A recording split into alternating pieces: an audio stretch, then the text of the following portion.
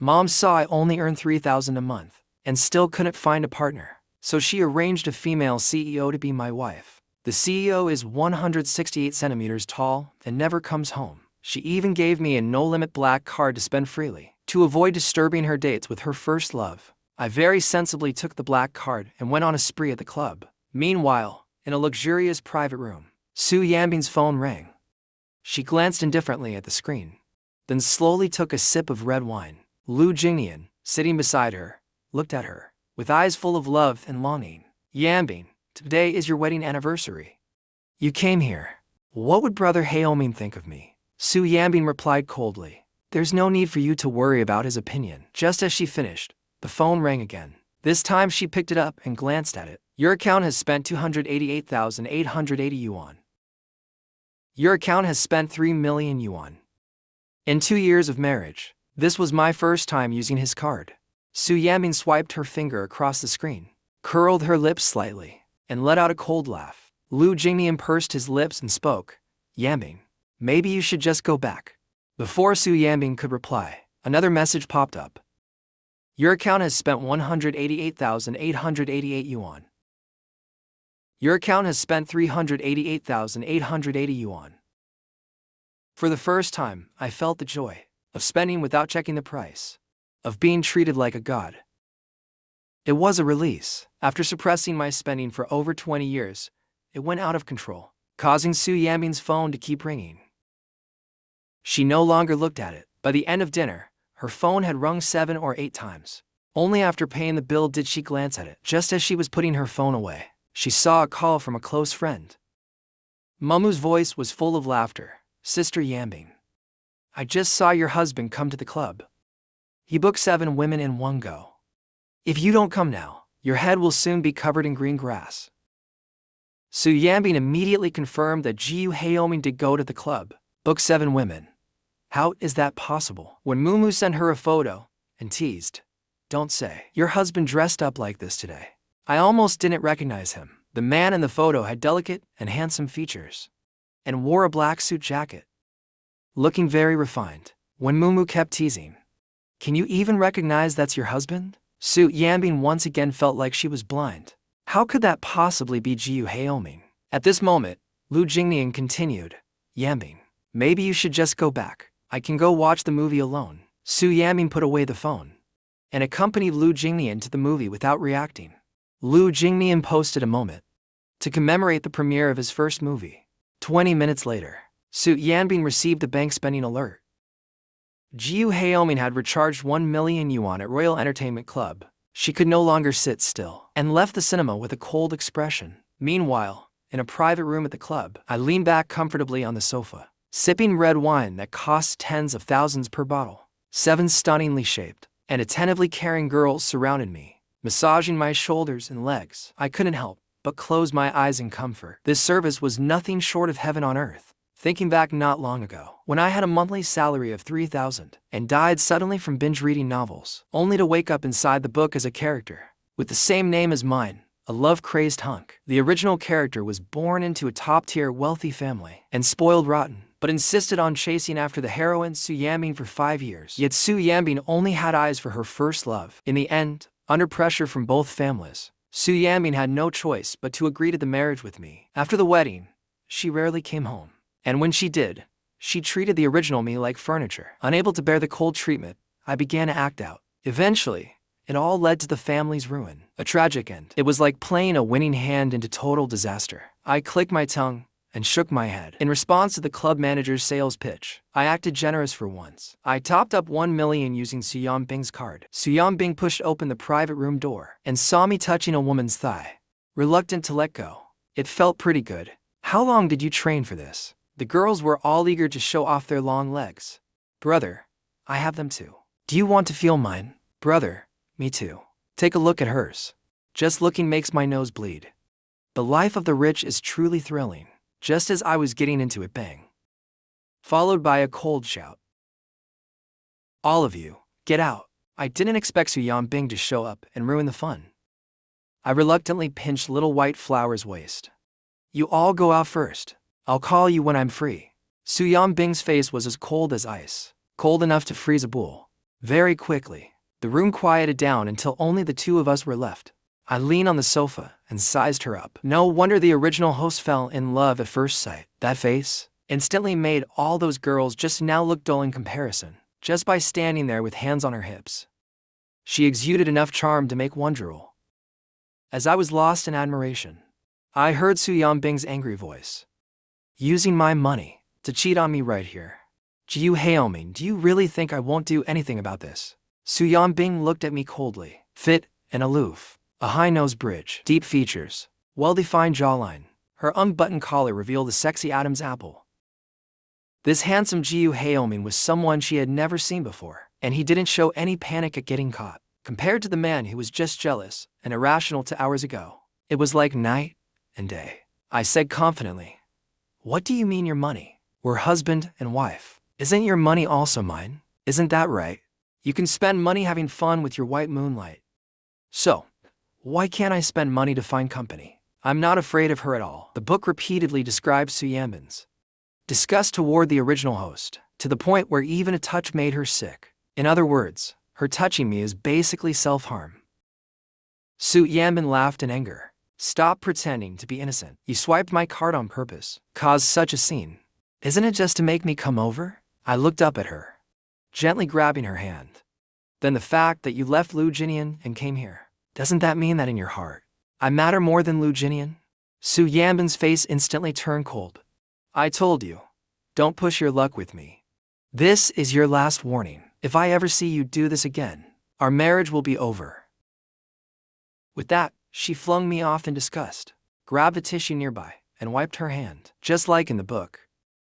Disgusted by any physical contact with me, I almost burst out laughing. I rubbed my chin and sat back on the sofa. Even sleeping is forbidden. I stopped wanting this marriage ages ago. If you throw over the divorce agreement now, and I refuse to sign it, then I, Su Yaming, am nothing but a dog. Su Yaming paused and looked at me. A small smile slowly spread across her lips. "Divorce? Are you sure? You went through so much trouble to marry her. Just now you looked like you were starving for her." Hearing the word divorce from this man's mouth, what a ridiculous joke. My gaze lingered on her face for a moment, then shifted downward, finally landing on her long legs. "Let me touch you, or give me a divorce." Su Yaming's face instantly darkened. "Calling your assistant right in front of me. Draft a divorce agreement. Deliver it to the house first thing tomorrow morning." I picked up the wine I hadn't finished it so as not to waste, then put the glass down. Then I stood up. "You made this choice. Don't regret it." Su Yaming frowned her beautiful brows. Just as she was about to speak, I completely ignored her, turned and walked away. Su Yaming stood there blankly watching, more convinced I was drunk. That's the only way I'd act so unlike myself and challenge her. Talk about divorce once home, I went straight upstairs to my room. Su Yaming looked at Su Yaming, who didn't even spare her a glance until I disappeared. Only then did she react. She sat down on the sofa. Images of the man who wanted a divorce floated through her mind. She let out a cold laugh. She really wanted to see what he'd look like when the divorce papers landed in front of him tomorrow. With that thought, Su Yaming got up and walked upstairs. As she passed my bedroom door, she stopped in her tracks. She heard my voice coming from inside. "Today is a good day. All my wishes are coming true. Tomorrow is another great day. Time is too precious to waste." Su Yaming listened to me drunkenly wailing like a ghost. She crouched down, trying to calm me. When she turned the doorknob, she realized I had locked it. The man who used to scheme every time he got home, just to sleep with me, now found the door locked against him. My singing continued from behind the door. "I believe I am who I am. I believe in tomorrow. I believe in youth without limits." Seeing me so drunk and out of control, Su Yaming finally turned and left. The room I was staying in was the master bedroom. Because Su Yaming refused to sleep in the same room with the original host, she chose the guest room instead. Now this room had become the original host alone. I looked around at the spacious, luxurious room, the closet full of designer clothes, and all the pricey luxury watches, singing happily as I looked around. So comfortable. I soaked in the spacious bathtub made for two, then lay down on the big, soft, comfortable bed. It felt like a dream. So beautiful it didn't feel real. The next morning, Su Yaming got up, She saw there was no breakfast prepared on the table like usual, nor was either watching her eagerly. She glanced at my bedroom door and couldn't help but curl her lips slightly. As expected, this man, after sobering up, must be trying to hide like a turtle in its shell. Thinking about my bold divorce declaration last night, she again smirked. She threw the divorce papers on the coffee table and then headed to the office. I had never slept on such a comfortable bed. So I slept until I naturally woke up. It was already noon. Seeing I was still in the luxurious room, I confirmed once again that I had really entered the book. I once again sorted through the plot. In the book, our marriage lasted less than 3 years, which means in less than a year from now, Su Yaming would bankrupt my family and leave me penniless. The novel only briefly touched on the business battle. I had no idea what methods Su Yaming used. But the life of the rich is just as good. No way I'd let my family go bankrupt. I got up, tidied myself, and went downstairs. Seeing the divorce agreement on the coffee table, I picked up the pen and signed it immediately. Even hesitating for 1 second would feel disrespectful to divorce. Then I pulled out Su Yaming's card from my pocket and placed it on top of the divorce agreement. Then I took the important things that belonged to the original host and returned to the Jiu family. When my mom saw me return, she immediately dropped what she was doing and rushed over. "Hey Yaming, why are you home at this hour? Did Su Yaming kick you out?" I smiled and shook my head. No. Really, no. My mom clearly didn't believe me. Usually at this time, I'd be busy bringing lunch to Su Yaming. How could I have time for them? My mom stepped forward, grabbed my hand, and said, "Why didn't you call ahead before coming home? I could have had the servants prepare your favorite dishes." "Hey, when did you change your hairstyle? It looks great. This outfit looks great too. You look so handsome." My mom's eyes were full of me when she looked at me. As she talked to me, she called Aunt Zhang to cook a few of my favorite dishes. Every gesture showed how happy she was to see her son. "Let me call your dad and have him come home for lunch too." I didn't have time to stop her. Before she had already dialed the number, I took the chance to look around the house. The more I looked, the happier I felt. After she finished the call, she held my arm and kept asking how I was. It was clear that after the original host, married Su Yaming, my mom had been constantly worried I wasn't happy. "Hey Yaming, if something's wrong, you must talk to mom and dad. We will always be your support." Looking at the woman, so beautiful and warm standing before me, I couldn't help but think of her tragic ending in the book. I couldn't stop myself from hugging her. In my heart, I made a firm decision to change her fate. My mom's body stiffened slightly. How long had it been since her son hugged her like this? "Mom, I'm sorry. These past few years, I've made you worry. It won't happen again." Hearing my words, my mom's eyes immediately turned red. Ever since I got married, I rarely came home. And even when I did, it was always because of Su Yaming. Back then, she said a forced melon isn't sweet, but I insisted on marrying her. I was their only son. They had always held me in their hearts. When I insisted on marrying Su Yaming, they gave in to me. After the wedding, seeing me unhappy, watching my pride and light fade bit by bit, fade away, it was like my entire world revolved around Su Yaming. They began to realize something was wrong. As my mother, she saw it all and felt the pain deeply. I heard the choke in her voice. I saw tears well up in her red eyes. I reached up to wipe her tears away. Smiling at her, I said, "Mom, see, I'm doing just fine now." My mom looked at her son and felt like I had changed a lot this time. Like I'd gone back to the way I was long ago. Just as lunch was ready, my dad came home too. He even brought Warner with him. Warner was the daughter of my dad's good friend.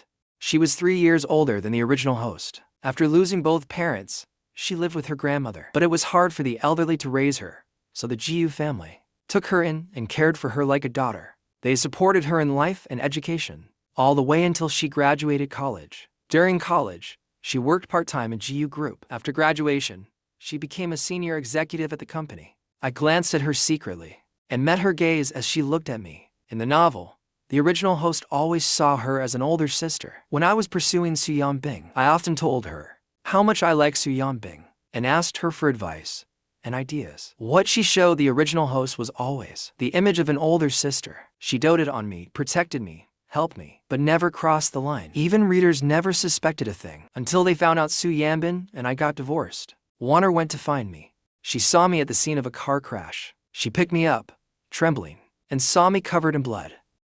Her eyes instantly turned red. She kept wiping the blood from the corner of my mouth. Her voice dull as she said, "Hey, Yaming. I regret it. I regret not stopping you back then."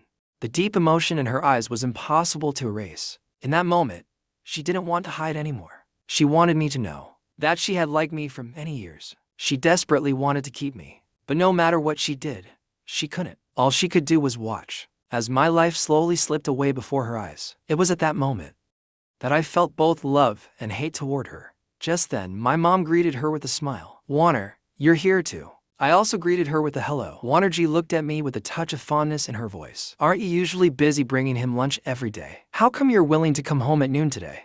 I smiled and shook my head. "It's so hot these days. He said it's too tiring for me to bring him lunch, so he told me not to." As soon as I said that, not only Warner, but even my parents turned to look at me. Their expressions clearly showed doubt, as expected. Those who care about me the most don't believe Su Yaming would be kind to me. To change the subject, I turned to Warner. "Warner, how's the company doing recently?" Hearing that, Warner glanced at me. "We've been taking on several big projects lately. If we can secure them, the company will reach a new level." I looked at her in confusion. Taking on several big projects. What if cash flow doesn't keep up? What if the capital chain breaks and the Su family just sits back and watches? Warner gave a small smile. "We can handle a few big projects. The company can manage it." I shook my head and looked at her seriously. "I think the current market situation isn't great. The most important thing for the company is stability. We must ensure there's enough cash flow to handle potential risks the company might face." I couldn't say too much, so I had to hint at it indirectly. Warner looked at me, a trace of scrutiny appearing in her gaze. "Hey, Yaming, since when did you start taking an interest in the company?" I realized it. The original host never cared about company matters. I touched my chin and glanced at Warner, but still couldn't help reminding her again. "You and my dad really need to consider the projects carefully. Especially consider the potential risks they may bring. Can the company really handle it?" Warner stared at me, trying to read something from my expression. "Did you perhaps hear something from Su Yaming? They want us to give up the competition and hand the project back to its original owner just for romance. The family used to help the Su family a lot. Now suddenly stopping them from taking the project. It's normal for Warner to think that way." I shook my head and said no. "I've just been having the same dream lately. Dreaming that our family company went bankrupt. So I'm really worried," and kept quiet. But obviously something's wrong. I hesitated a lot, then glanced at my parents in the distance. I leaned closer to her and raised my hand to cover my mouth. Actually, I overheard Su Yaming talking about wanting to bring down the Gu family. After saying that, I stepped back. Then I saw Guer's ears turn red. I didn't expect that to actually flirt with her. Awkwardly pretended I didn't notice. Lowered my voice to explain that I was afraid my parents couldn't handle it. So I didn't dare to tell them about the company. "I don't understand this stuff, so I can only rely on you." Guer leaned back against the sofa, casually rubbing her ear as he looked at me. "So, hey Yaming, what about you? What are you planning?" Before I could answer, my mom came over and called us to eat. I looked at the table full of delicious dishes. Instantly felt great. My mom served me some food, telling me to eat more. She said I've lost weight recently. Looking at the table full of goodies, I swallowed my saliva. I haven't had homemade food in so long. That's why I lost weight from hunger. "Just let me stay home for a few days. I'll definitely gain it back." My mom heard me say that. She kept putting more food on my plate. "If you want homemade food, Mom will have someone bring it to you every day from now on." I waved my hand and said no need. "Mom, I'll just live at home from now on." For a moment, my parents and Guer all stopped what they were doing and looked at me. I also paused, then looked at them seriously and said, "Mom, Dad, Warner, I'm planning to divorce Su Yaming. I used to think that as long as I worked hard, I thought I could make her love me. But now I know. You can't force love. I don't want to love her anymore. Now I just want to come back and be with you all." I said it so freely, without sadness or reluctance. But the original owner's feelings for Su Yaming were deeply rooted in the Gu family's mind. My parents looked at me. They didn't believe I could let go just like that. "Why aren't you saying anything? Are you looking down on me? Thinking I came back to mooch off you?" When I said that, my mom reacted and beamed. "How could we? You coming back to stay with me makes me happier than anything." My dad picked up his phone and transferred another 10 million to my account. "Come back whenever you want. This family can support you for 10 lifetimes. Looking at my parents in front of me, I was a little moved. In the novel, After the Mu family went bankrupt, my dad couldn't bear the shock of his daughter-in-law being the mastermind. High blood pressure led to a brain hemorrhage. He fell into a coma and became a vegetable. My mom couldn't take the double blow. She fell into depression and eventually committed suicide. I want to change all that. Want to protect them too. Just as I was about to put down my chopsticks, a faint voice suddenly spoke up. What about me? Gur didn't know when she had started staring at me. Her face showed a bit of jealousy, like competing for my parents' affection. I glanced at her and added another piece of meat to her bowl. Meanwhile, at the Su group, a junior assistant entered the CEO's office with some documents. President Su, she's not coming to bring you lunch today. Su Yaming glanced at the time. Normally by now, she would have already brought me lunch. So afraid of me divorcing her, she doesn't even dare bring me food anymore. She gave the assistant a cold sideways glance. What? Are you addicted to the food now? Want me to call and ask her for you? The assistant quickly shook her head. No need. I was just saying it casually. Actually, every time the food was delivered, it ended up in her stomach. After eating it for so long, she got used to it. In the end, the assistant was too curious and couldn't resist asking, Sir, this is the first time she didn't bring lunch. Seeing President Su displeased, she quickly picked up the signed documents and left. Su Yaming, for once, had a day without my interruption. After finishing work, she recalled Jiu Haoming in a suit from last night, with eyes that clearly wanted a divorce. Su Yaming curled her lips and went straight to the bar. As soon as she entered the private room, everyone inside turned to look at her. She sat down on the sofa, noticing they were still staring at her. Her face darkened. What are you all staring at me for? Got a problem? Her best friend Wen Mumu walked over and asked tentatively, Jiu Haoming didn't follow you? Su Yaming shot them a sharp glance. Weren't you the ones who hated him following me? Now that he's not here, isn't that perfect? Don't be pathetic. Lin Xinyao, seeing the mood, poured Su Yaming a drink. We're just worried about you, afraid that he doesn't cherish you anymore, and you're back together again. As Su Yaming's close friends, they knew better than anyone else wherever she was, Jiu Haoming would follow. He would never go to a club for escorts, let alone leave Su Yaming alone and go to Sanya for vacation. Su Yaming's whole face turned cold. If your eyes are useless, you might as well donate them. When Mumu laughed, hey, as long as you don't care about him, it's fine. Come on, let's all drink. A toast to Yaming. Finally escaping misery at least for now. Su Yaming raised her glass and drank, not paying attention to what they were saying, until after a few more drinks. Lin Xinyao picked up her phone and said, YANBING-G. Even though Jiu Haoming forced the marriage and hurt your dignity back then, with his looks and family background, he's more than worthy of you. How did you manage to not let him touch you for 2 years? Back when I only had eyes for Su Yaming, I had the WeChat of every one of her friends, so they all saw my moments. My moments used to be all about Su Yaming, either showing off our love or writing little essays about how much I loved her, because I knew Su Yaming had blocked my moments whenever I posted those essays. My besties would often forward them in our group to annoy her, but just 2 hours ago, they discovered I had deleted everything in my moments that had anything to do with Su Yaming. Then I posted a moment about arriving in Sanya, and now I posted a beautiful photo of me wearing beach shorts, watching the sunset by the sea in Haikeng. It was a 9-photo grid with the caption, seeing the most beautiful scenery with the person who loves me most.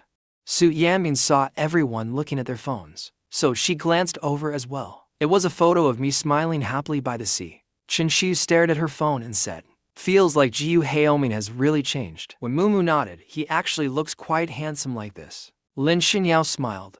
That's probably what it looks like when you stop loving someone. With a loud bang, Su Yaming slammed her glass on the floor, her beautiful face ice cold. Su Yaming looked at them with frosty eyes. Are you all insane? We came out to drink, and you're all glued to your phones talking about Jiu Haoming. After saying that, Su Yaming stormed out. When Mumu looked confused, didn't he say he didn't care? Why is Su Yaming so angry? Chen Xiu laughed a little. Could it be that she's fallen for Jiu Haoming? Lin Xinyao squinted and said, whether she likes Jiu Haoming or not, I know I'm starting to like her a bit. When Mumu and Chen Xiu both looked at her, you're joking, right? Su Yaming sat in the car, took out her phone and opened WeChat, scrolled through my moments, and looked at what I had posted in my WeChat feed. Only then did she realize I had gone to Haikeng for a vacation. The photos were filled with smiles that reached my eyes. There was light spilling out from within, whether it was the side profile with my head raised or facing the camera directly. Every move showed genuine happiness. My eyes seemed to hold all the beauty in the world. But that was HEIRESS, the one whose eyes used to show either love for her or resentment toward others. An unreasonable spoiled child of a rich family. A person doesn't change overnight. Su Yaming didn't believe it. The me in those photos was the real me. Others might not know, but she knew clearly in her heart. HEIRESS was avoiding the divorce conversation. Posting those photos in moments was just to please him. But even knowing my intention, she was still drawn back by those unusually simple photos. Meanwhile, I was enjoying my first vacation ever. In Haikeng, it was the place I'd wanted to visit most while I was alive. A gentle breeze, a seafood feast enjoyed by the sea. The seaside night view gave me only one feeling. The world is so beautiful. In my past life, I never had enough money. I never had the chance to experience this kind of life. Nor did I have anything worth recording as beautiful. But now, I feel like there are so many beautiful moments worth recording, like delicious food, beautiful scenery, and the love of family. The next morning, I wanted to go diving, so my mom spent money to hire me a private female coach to take me diving. I enjoyed wading through coral reefs and swimming with schools of fish. It was relaxing and joyful. Meanwhile, at the president's office of Su Group, Su Yaming, amidst her busy schedule, received a call from her mother. Yaming, my daughter, why did HEIRESS go on vacation with another woman? Did you two have a fight? Su Yaming frowned and said, no. Su's mother said sternly, if nothing happened, why would he be so intimate with another woman? And even post it deliberately on Moments. Su Yaming found my Moments and saw that I had just shared a diving video a few minutes ago. I even captioned it, first time diving. A joy that words can't describe. In the video, there was a woman who occasionally held onto my arm and helped support me. Their behavior looked quite close because of the diving gear. Her face was unclear, but her figure was clearly excellent. In the comments, mutual classmates and friends left replies. Public displays of affection die fast. I don't want to eat this dog food. They look so good together. Who's jealous? I'm not talking about co-workers or classmates. When Mumu saw everyone mistaking the guy for Su Yaming and tagged her in the besties group chat, Xingxiu laughed. They're getting divorced. But there's still a 30-day cooling-off period. HEIRESS seems a bit too eager. Lin Xinyao nodded. Well, you can't really blame him, he's young and impulsive. Who could stand it? Their reply was met with a system notification. Su Yaming has left the group. None of you have any sense. Su Yaming was very confident in her heart. There's no way HEIRESS would really want a divorce. His moments were always posted for him to see. Since yesterday until now, HEIRESS hadn't contacted her, but had been updating moments constantly. So many updates clearly meant they were for him. Posting this diving video was the same as ordering female models at the club last time, just a tactic to get her attention, trying to make her anxious. So she'd go to him and offer a way out. Su Yaming sneered coldly. HEIRESS really overestimates himself. Him not coming to bother me is exactly what I wanted. Su Yaming tossed the phone aside and continued working. Back to handling business. But HEIRESS' drastic change kept flashing through her mind from time to time, which made her increasingly irritable and restless. She called in her assistant and filled her schedule to the brim. In the evening, she took Lu Jinian to attend the Bai family heiress's birthday party. Soon, the news of Su Yaming and Lu Jinian attending the banquet was trending on the hot search list. Su Yaming often brought Lu Jinian to evening banquets, but Su Yaming and HEIRESS' grand, live-streamed wedding that went viral online still left a deep impression on everyone, and neither the media nor reporters dared to offend them. No one would risk gossiping about their private lives, but every time HEIRESS saw the hot search, he thought Lu Jinian was trying to seduce Su Yaming and would go confront him, warn him, or even hit him. Su Yaming returned to the hotel and saw the trending news. Her mind kept switching between HEIRESS' crazy outburst and the joy of that vacation. she unexpectedly felt a slight sense of anticipation. She took a shower and went to bed. Meanwhile, I went diving in the morning and surfing in the afternoon. It was pure joy. After showering that night, I lay down, picked up my phone, and saw that the original owner's informant had sent me the trending news about Su Yaming and Lu Jinian. I glanced at it. Same frame, no scandal. I was getting anxious for them. I was just about to reply that I no longer wanted to know anything about Su Yaming when Gur video called me. Having fun? I nodded. Yeah, I'm having a great time. Gur had just showered too. She was still towel drying her hair, fresh out of the shower. Her gaze carried a hint of allure. Her skin looked especially clear and radiant. Her lips were moist and slightly flushed. I nearly lost control of my desires, almost couldn't hold back my lust. The orphan looked at me and said she wanted to go too, even if she couldn't beat me. I glanced at her. Just focus on your job. I wasn't joking about what I said last time. Su, she will really turn against the company. You have to prepare in advance. The whole company is counting on you. Jiwa paused what she was doing with her hands. She stared straight at me. Aren't you afraid I, like Su Yaming, also have my eyes on the company? I smiled and shook my head. No. I trust you. The orphan looked at me with a warm gaze. I didn't expect even that line would make her blush. I had to end the conversation quickly. Alright, it's getting late. I'm going to sleep. You should sleep early too, Jiu Warner said expectantly. Don't forget to bring me a gift. Lying in bed, thinking about how Boer had secretly loved the original me for years, I decided to fulfill this little request of his. The next day, Su Yaming woke up and checked her phone. The trending topic was still there, but surprisingly, Jiu Haoming hadn't contacted her, nor had anyone from the recording team. She couldn't help but open my moments again. She saw I had just posted a new update 5 minutes ago. It was a video of me riding a rental electric scooter at a scenic spot, taking my mom on a tour. In the video, my handsome face looked like the embodiment of joy. Even the beautiful scenery paled in comparison. Su Yaming was dumbfounded. Jiu Haoming hadn't come back. He was still traveling. He even had time to post on Moments. There was no way he hadn't seen the trending news. But not only did he not return, he looked even happier. Su Yaming laughed in anger. She threw the phone aside. This time, she really bled. She wanted to see how long I could hold out. Su Yaming had a jam-packed schedule that day. That night, when she returned to the hotel, she collapsed onto the sofa, exhausted. Under the warm lights, images of me riding the scooter happily flashed through her mind. She pulled out her phone to check my Moments again. She saw that I had updated my Moments again a few hours ago. The caption read, "The best person in the world is Mom." In the 9-square photo grid, it was either me eating all kinds of local snacks or showing off some little trinkets I had bought. The center photo was one of me and my mom together. In the comments, my dad left a message, "So Dad's not the best?" I quickly replied, "Dad is great too." Jiu Warner also joined the fun when she saw that. "You're so biased, Haoming. I'm not good enough." I was a bit helpless. Sister Warner is great, the best in the whole world. Meanwhile, Su Yaming had been feeling suffocated these past few days. 3 days, 3 whole days, I hadn't contacted her. Not a word from me, yet he looked happier with each passing day. Seeing how happy I was, Su Yaming felt uncomfortable inside. It was like she had swallowed a dead fly. At that moment, her phone rang. I had sent her a message. The suffocating feeling in her chest suddenly vanished. This man could finally hold it in no longer. For the first time, with a hint of anticipation, she opened our chat window.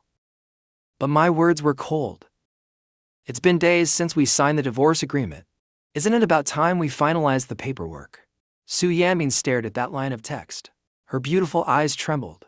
Her grip on the phone tightened again and again. After a long while, she got up, left, and drove home. That home, where the lights were always on, no matter when she came back, was now pitch dark. Only the street lamp outside was quietly doing its duty. She turned on the lights in the living room and walked in. The house was empty. There was no one waiting for her to come home. On the coffee table sat the divorce agreement and her bank card. She picked up the divorce papers and opened them. There was a handwritten signature, Jiu Haoming. It was strikingly bold. The paper crumpled slightly in her grip. There was a storm of emotion swirling in her eyes. Jiu Haoming, just a few days ago. The man who was still jealous over her a few days ago was actually going to divorce her. How was that possible? Su Yaming scoffed in disbelief.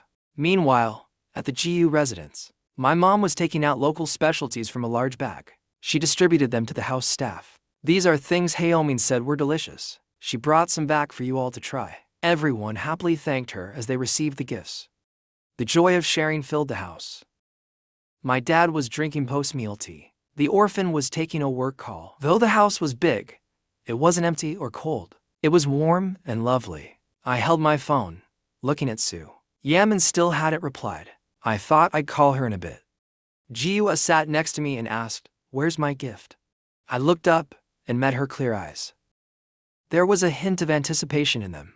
With those beauty filters in effect, it was hard not to be biased toward her. I got up and opened my suitcase, taking out 2 small night lights. One was made of bone, and the other was made of seashells. Which one do you want? The orphan looked at both. Who's the other one for? I didn't expose her little thoughts. It's for myself. Jiwa smiled sweetly. She picked up the Drum Tower night light and examined it again and again. My mom finished giving out gifts. When she saw the night light in my hand, she casually said that one was handmade by Heilming himself. When Jiwa heard that, she immediately looked up at me. The surprise and joy in her eyes could hardly be hidden. You made it. The original me had only ever handmade things for Su Yaming. She had secretly loved me for years. This was the first time she received something I had made myself. Her joy was easy to imagine. I shot her a cold glance. What? You don't like it? If you don't want it, give it back. Jiwa immediately shook her head. I love it. After saying that, she just looked at me. I could feel the deep, restrained affection in her gaze. It almost made me unable to resist the charm she radiated. I stood up holding my phone. I'm tired.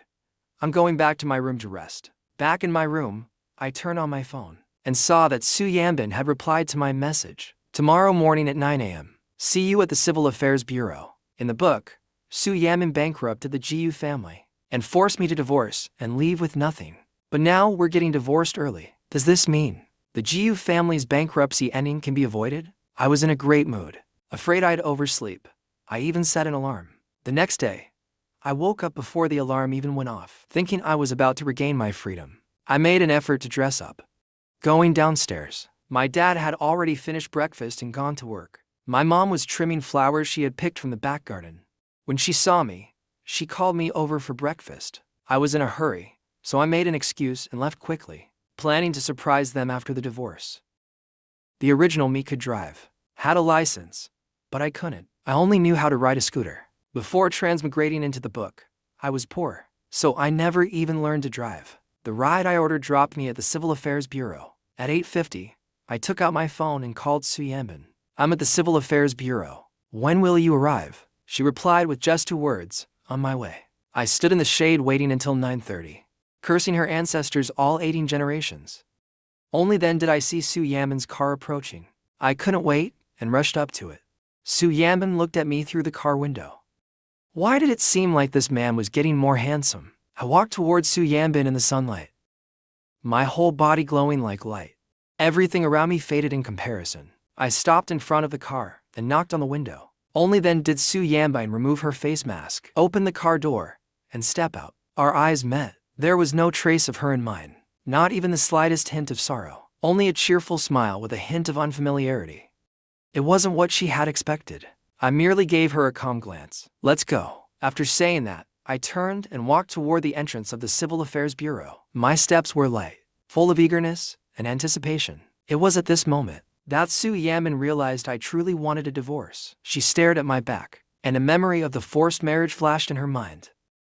Though it had been more than 2 years, it was still vivid like it happened yesterday. Being forced to marry me had always been a disgrace to her. From the moment we got married, she had been waiting for the day to redeem her pride. That day never came, and I already wanted a divorce. I walked a few steps, then noticed she was still standing there. I sighed, turned back, and asked, "What's wrong?" She stayed silent, and I suddenly had a bad feeling. Don't tell me you forgot your documents. You came to get divorced without bringing your documents? I tried to stay calm, then hurry up and ask someone to bring them to you. Su Yaming kept her face cold, just looking at me without saying a word. I was speechless. Call someone then. Why are you just staring at me? Only then did Su Yaming finally move, glancing indifferently at the time. She finally opened her mouth. I have a meeting at 10. Let's talk about the divorce later. Her words stunned me. Frowning, I replied, we're already here. Why make another trip? Just postpone the meeting. It won't take long to get the paperwork done first. It wasn't easy for us to meet. There are too many variables next time. I don't want to wait. The reason I said that was because I recalled that Su Yaming often postponed meetings for Lu Jinian. So the meeting clearly wasn't that important. But just as I finished speaking, Su Yaming looked at me and her face changed. It was as if I had committed an unforgivable crime. Even colder than an ice cold HEIRESS. Do you really think your matters are always the most important? The lives of thousands of employees aren't as important as your divorce? You're thinking too highly of yourself. I was stunned for 2 seconds by her outburst. This hypocrite. It was fine when Lu Jinian made her postpone meetings, but when I ask her to delay one, suddenly it affects everyone's livelihood. And isn't the divorce also her business? Not just mine? Su Yaming didn't even give me a chance to respond. She left right after the scolding.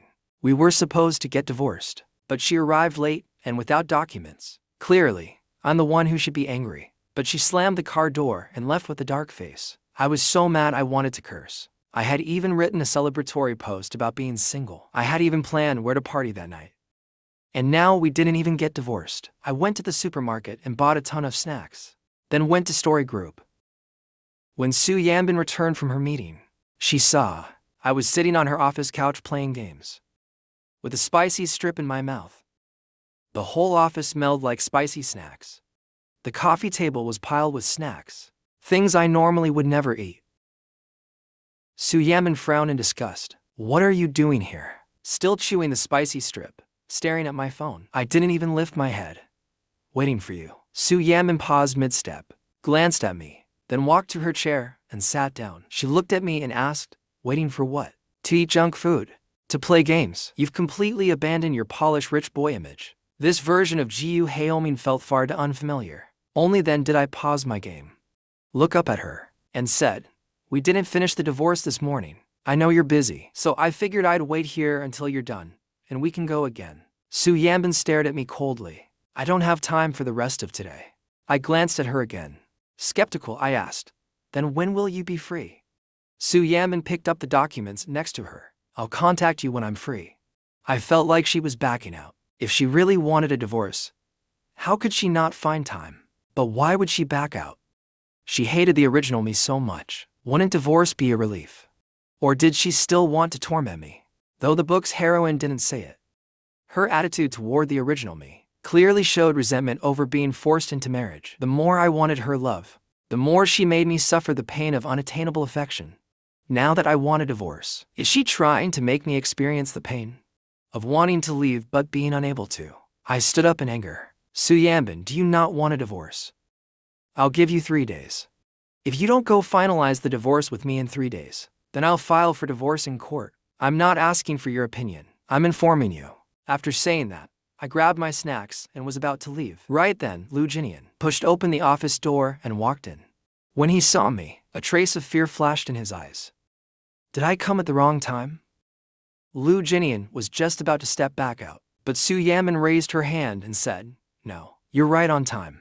Lu Jinian is the male lead in the novel, a character with a tragic family background. His father was a gambling addict, his mother in poor health. In high school, his father couldn't repay his loan sharks. He had to work part-time from a young age. Su Yaming saved him and brought him into her company. She helped him become a wildly popular celebrity. As the novel's male lead, he's kind, hardworking, with strong morals. From the moment Su Yaming helped him, he fell in love with her. But he always felt unworthy of Su Yaming and never dared to confess. He wanted to become better, to be worthy of her. After Su Yaming was forced into marriage, even though Lu Jinian secretly loved Su Yaming, he still stuck to his principle of not being a homewrecker. He kept his distance and remained just friends. The novel mainly focuses on the male lead and the original characters' perspectives. The female lead's love for the male lead is mostly shown through plot events. From what I've read, no confession has happened yet, so their mutual but silent affection for each other earn endless sympathy and anticipation from the readers. While the original me the malicious antagonist, was constantly being pushed to her downfall. At this moment, I was about to leave. I glanced at Su Yaming, then at Lu Jinian again. I left quickly, with a sincere smile. You to go ahead and talk. I won't interrupt. As I passed Lu Jinian, I clearly felt him flinch and shrink away. I couldn't really blame him.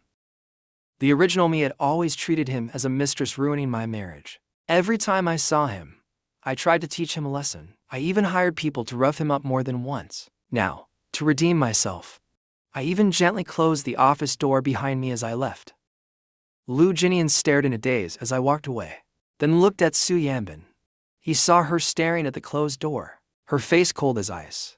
When Lu Jinian stepped forward holding the local specialties, he saw that Su Yaming had scribbled all over the documents in her hand. The paper was filled with meaningless doodles. Su Yaming looked away, raised her eyes and asked, "Why are you here?" Lu Jinian smiled and placed the bag on the table. "Some local specialties from Jiangshang. I thought they were pretty good, so I brought some for you. Thanks for helping find a doctor for my mom." After he finished speaking, he looked at her with restrained affection. "Are you really divorcing brother HEIRESS?" Meanwhile, I walked out with my snacks and ran into the assistant holding papers to get Su Yaming's signature. I stretched out my arm to block her. "Your President Jiu is busy with something very important right now. As for those documents, wait until Lu Jinian comes out before taking them in." The assistant looked at the office door, then back at me, completely stunned. "Lu Jinian is inside. President Jiu actually didn't kick him out, and they're still inside." I pulled out my phone. "Really?" The assistant saw the ear zero held up in front of him. Being a foodie, she couldn't resist the temptation. She grabbed the pack of pickled chicken feet. "Thank you, Mr. Jiu." I chuckled and said, "Learn to read the room next time. In the future, when Lu Jinian comes looking for Su Yaming, don't go in and disturb them." The assistant nodded without saying a word. I dropped that line and left. By helping them, I'm helping myself. It would be best if they couldn't hold back their desire to be together. Then Su Yaming would quickly finalize the divorce with me. After all, filing for divorce still requires evidence of a broken marriage. That sounds like a hassle. The assistant munched on the pickled chicken feet and waited for Lu Jinian to come out. She then went in with the documents. She couldn't help but comment, "Do you know what Mr. Jiu just said to me?" Su Yaming glanced at her. The assistant continued, "He said I could only enter once Lu Jinian came out, and he also said that in the future, if Lu Jinian comes to see you, I should never come in to disturb you." Su Yaming threw a file at the assistant. "Who pays your salary, me or him?"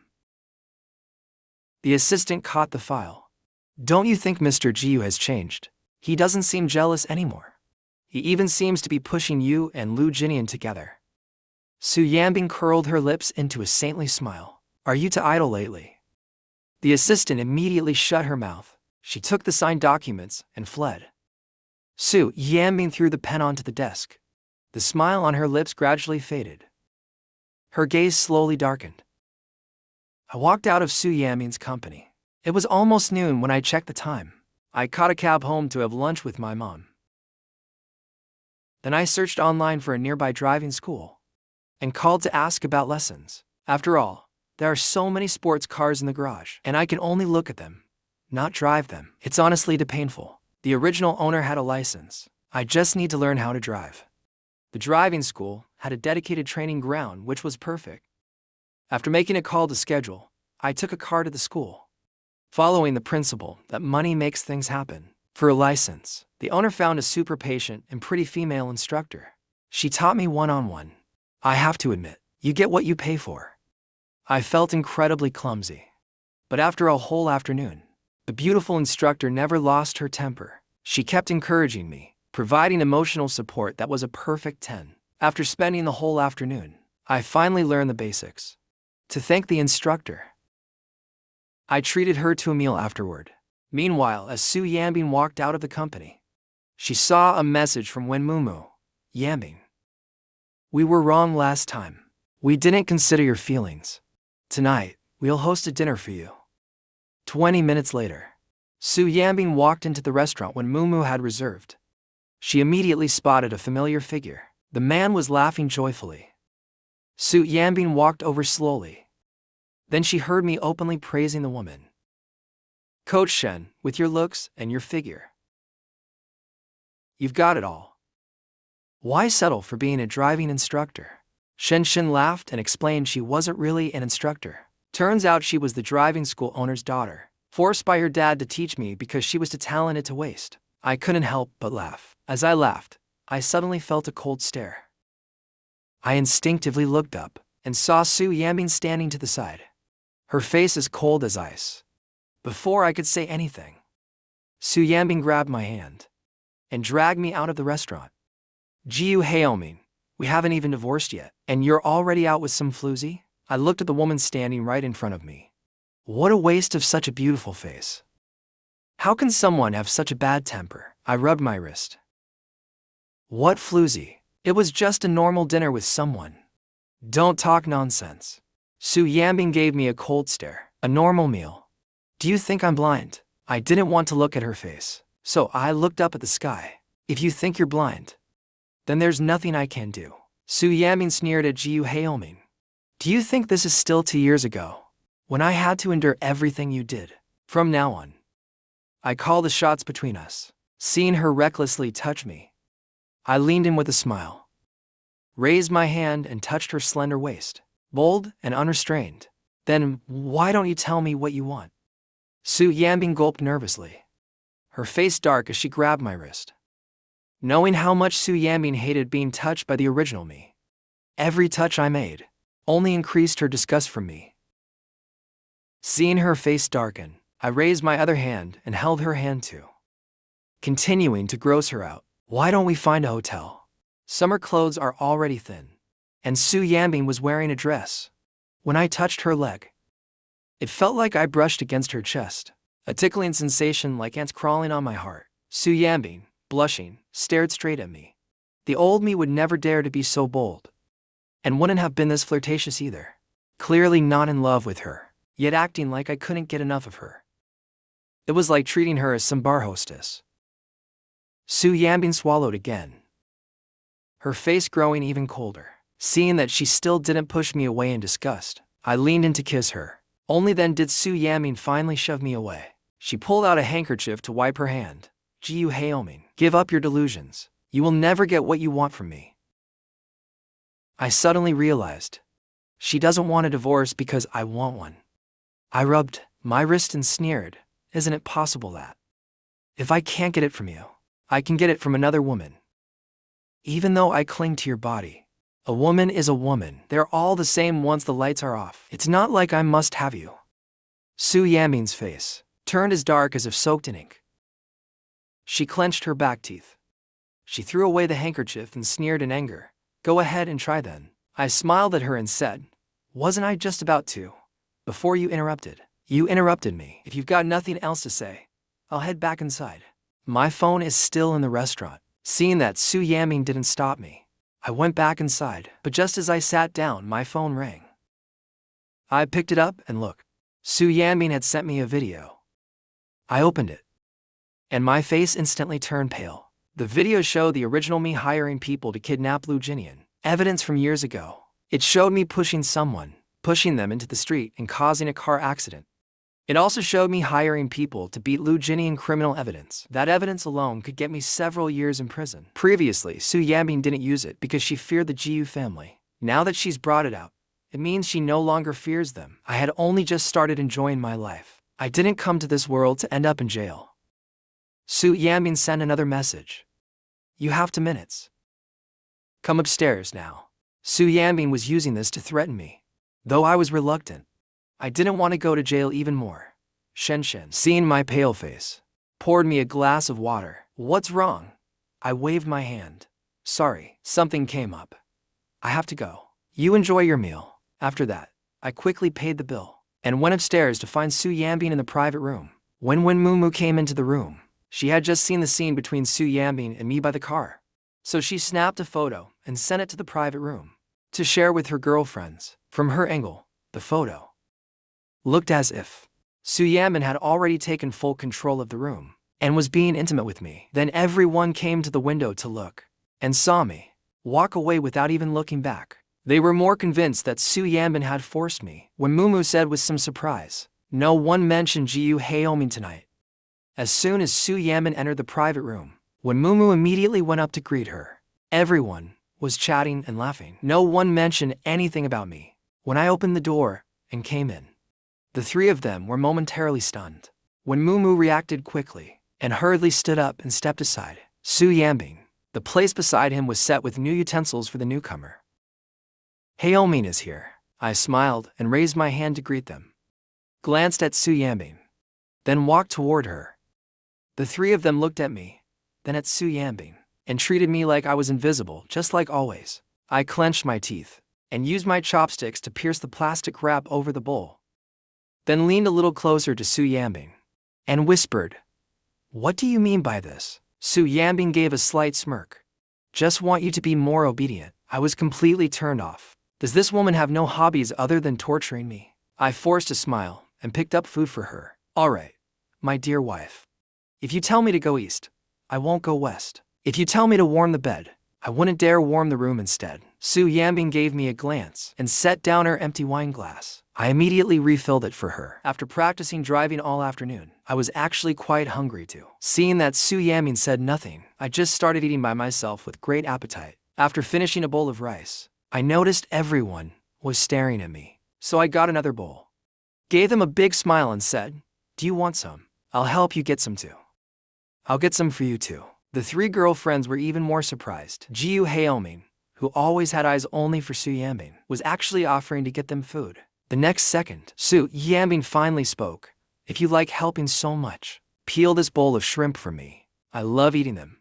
I was so angry my fist clenched again. Damn it, I don't even feel like peeling them for myself. I smiled and sat down, looking at her. "Okay, dear wife." I picked up the bowl of shrimp, peeling while thinking of a way to break free. I really don't want to be threatened by her like this forever.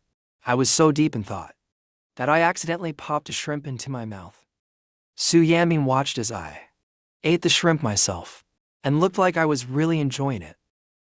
Her eyes turned dark and unreadable.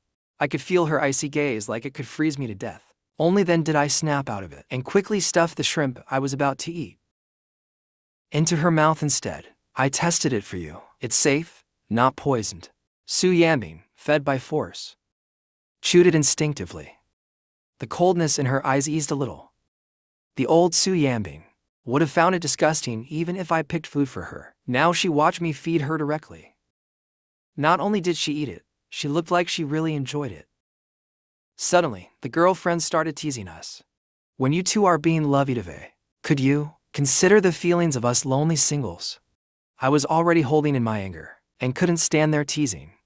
Lin Xinyao played with her wine glass and looked at me. "Gunfire and troops are so hard to please. Why not consider liking someone else like me?" Then I stuffed another peeled shrimp into Su Yaming's mouth, looking like I only had eyes for her. My voice unconsciously softened. "Yes, she's a bit harsh, but she's beautiful. I just like how she's beautiful cold and has such a great figure." Su Yaming looked at me as I spouted such nonsense. She was smiling on the surface, but probably grinding her teeth inside. A faint smile appeared in her usually cold eyes. After dinner, we walked out of the restaurant. I was still thinking of going back to the Jiu family. Su Yaming threw me the car keys. "Drive? I've had alcohol and can't drive." Besides, the original host knew how to drive. I had no way to refuse. Seeing Su Yaming get into the back seat, I braced myself to be the driver. Good thing I learned to drive this afternoon. But as a newbie, I was still nervous on the road, especially driving at night. I focused completely and drove slowly. Su Yaming leaned back in her seat, watching me drive the luxury car like a tractor. She couldn't help but laugh in anger. "Can you go any slower?" My hands on the steering wheel were sweating. My full attention was on the road. I couldn't handle any distractions. "Don't talk to me." Su Yaming's face instantly turned dark. "HEIRESS, had you forgotten your place?" The next second, the car suddenly shot forward like crazy. I saw the speed increasing rapidly, and my mind went blank for a moment. Seeing the car speed up like mad, Su Yaming panicked. There was another car ahead, and I didn't slow down. It was like I was taking her to die with me. Her face instantly tensed up. She shouted, "HEIRESS, you're crazy. Hit the brakes now." I screamed, "I am hitting the brakes." Then I realized I had mistaken the gas pedal for the brake. I hurried to step on the brake, but it was just a little too late.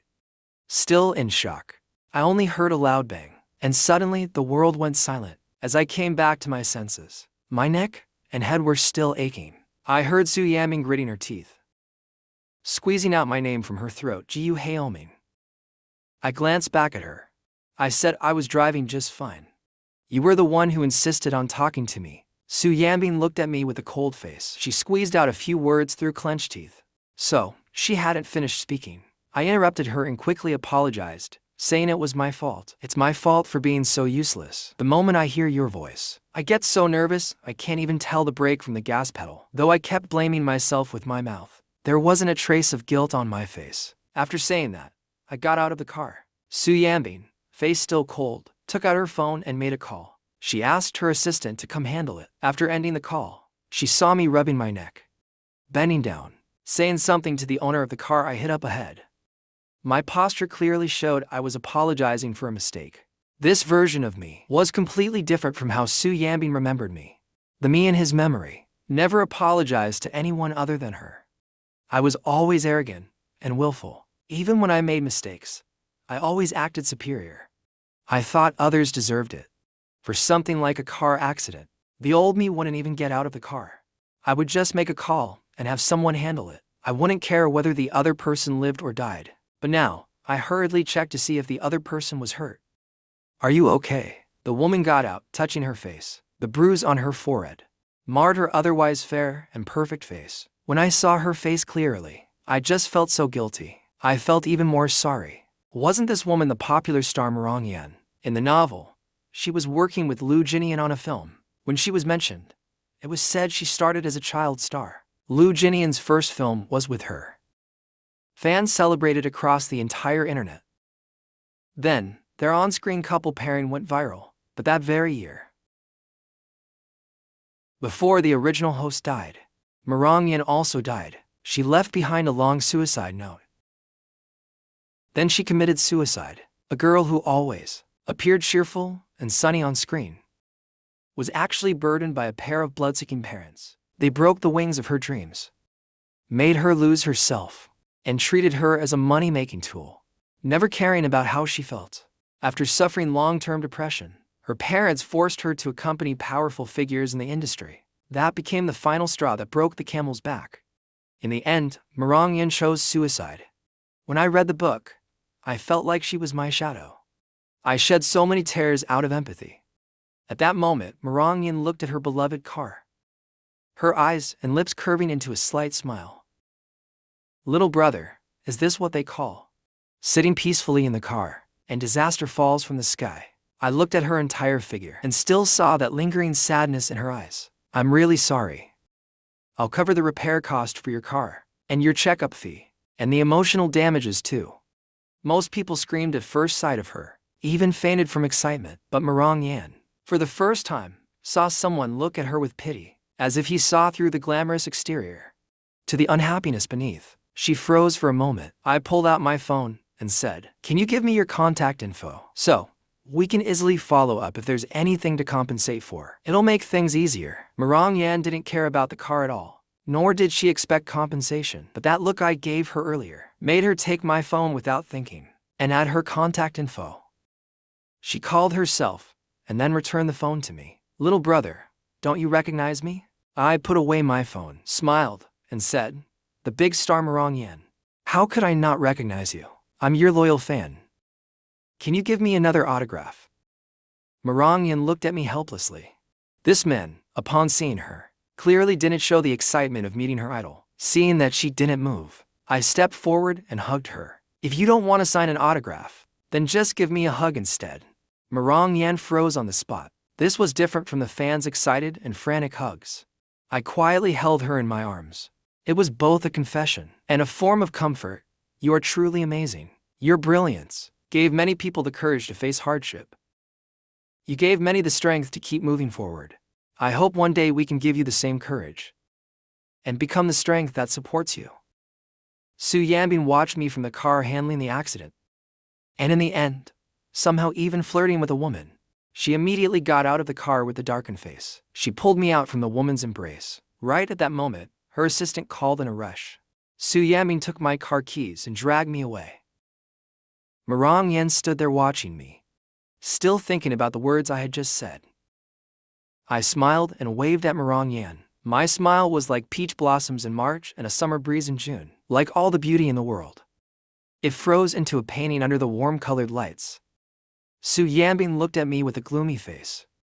Her voice was ice-cold. Jiu Haoming, are you cheating on me right in front of me? You've got some nerve. I leaned in close and said, Yaming, my life is in your hands now. You won't let me touch anyone else. Even if I wanted to, I wouldn't dare. Right now, all I think about is how to please you. How about tonight? I do something for you. I leaned in again. Sure enough, the next second, Su Yaming was absolutely disgusted. She coldly opened the car door and shoved me inside. On the way, I received a call from my mom, Xiaoming. Why haven't you come home this late? I didn't want them to worry, but now I can't get divorced and I'm being threatened by Su Yaming. There's no way I can go home every day now.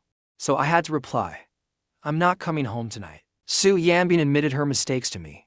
I decided to give her another chance. Su Yaming snorted at me through the rearview mirror. My mom already knew this would happen. She wasn't very surprised, just a little disappointed. Then go have dinner with her at our house tomorrow. I glanced at Su Yaming in the passenger seat. I agreed for now, okay. My mom asked again with concern. Let me know if anything's wrong. Rest early, I replied. You and Dad go to bed early too. Don't worry about me all the time. As soon as I hung up the call, Su Yaming's annoying voice rang out. I apologized to you. Apologized for what? I waved my hand with a smile. Just an excuse to pacify my parents. How could you be wrong? It's all my fault.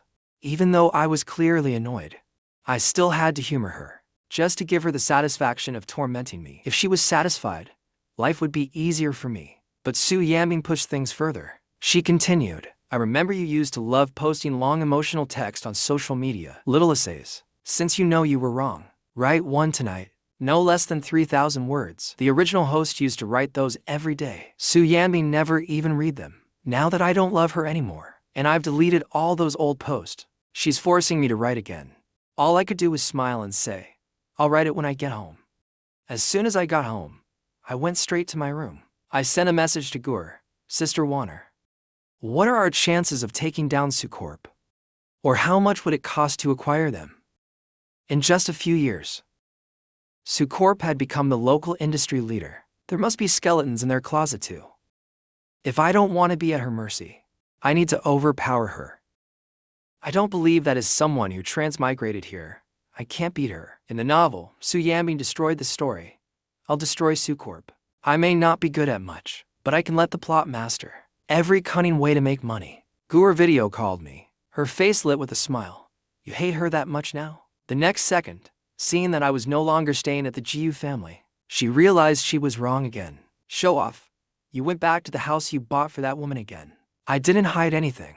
I told her about Su Yaming, threatening me with a video. What video? Send it to me. I sent her the video, then calmly said, You probably didn't know about this, right? Gur stayed silent for a while. Looks like she really didn't know. Turns out Su Yaming handled this privately for the company's sake, handled it quietly on my behalf. Seeing this, I continued. But now it's become leverage to control me. That's why I must bring her down and take back the chip she's holding. I remember that Jiushi has its own film and television production chain. Have someone send me a list of their contracted artists. Gur looked puzzled. What do you want that for? I smiled. I just thought of a great money-making project. It's hard to explain over the phone. I'll tell you more tomorrow.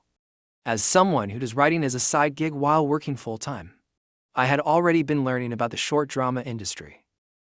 Several short dramas costing millions can go viral in just a day, and production time is short. You can film several in a month. The only selling points are good-looking leads, acting is average, and the plots are brainless but satisfying. They don't stand up to scrutiny, but people love watching them. In the era of short videos, short dramas are a goldmine. In this novel's world, short video just started trending, but short dramas hadn't taken off yet. Entertainment industry productions were still traditional. There were no popular rebirth or transmigration stories yet. I'll take all the viral short drama plots I've seen and film them all at once. Once the addiction sets in, No one else will catch up. After the call ended, I took a shower and immediately received the info by email. I opened my laptop and took a look. The company had just signed a batch of new talents recently. I decided to make time to visit the company.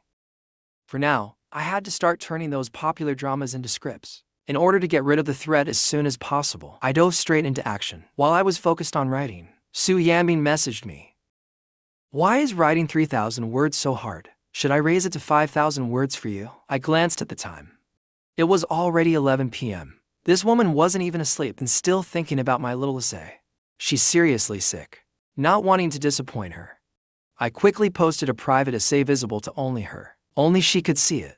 I think I'm getting more and more greedy for your body. Otherwise, I wouldn't find myself on this quiet night, thinking of your cold lips, wondering if they're as sweet as I imagined.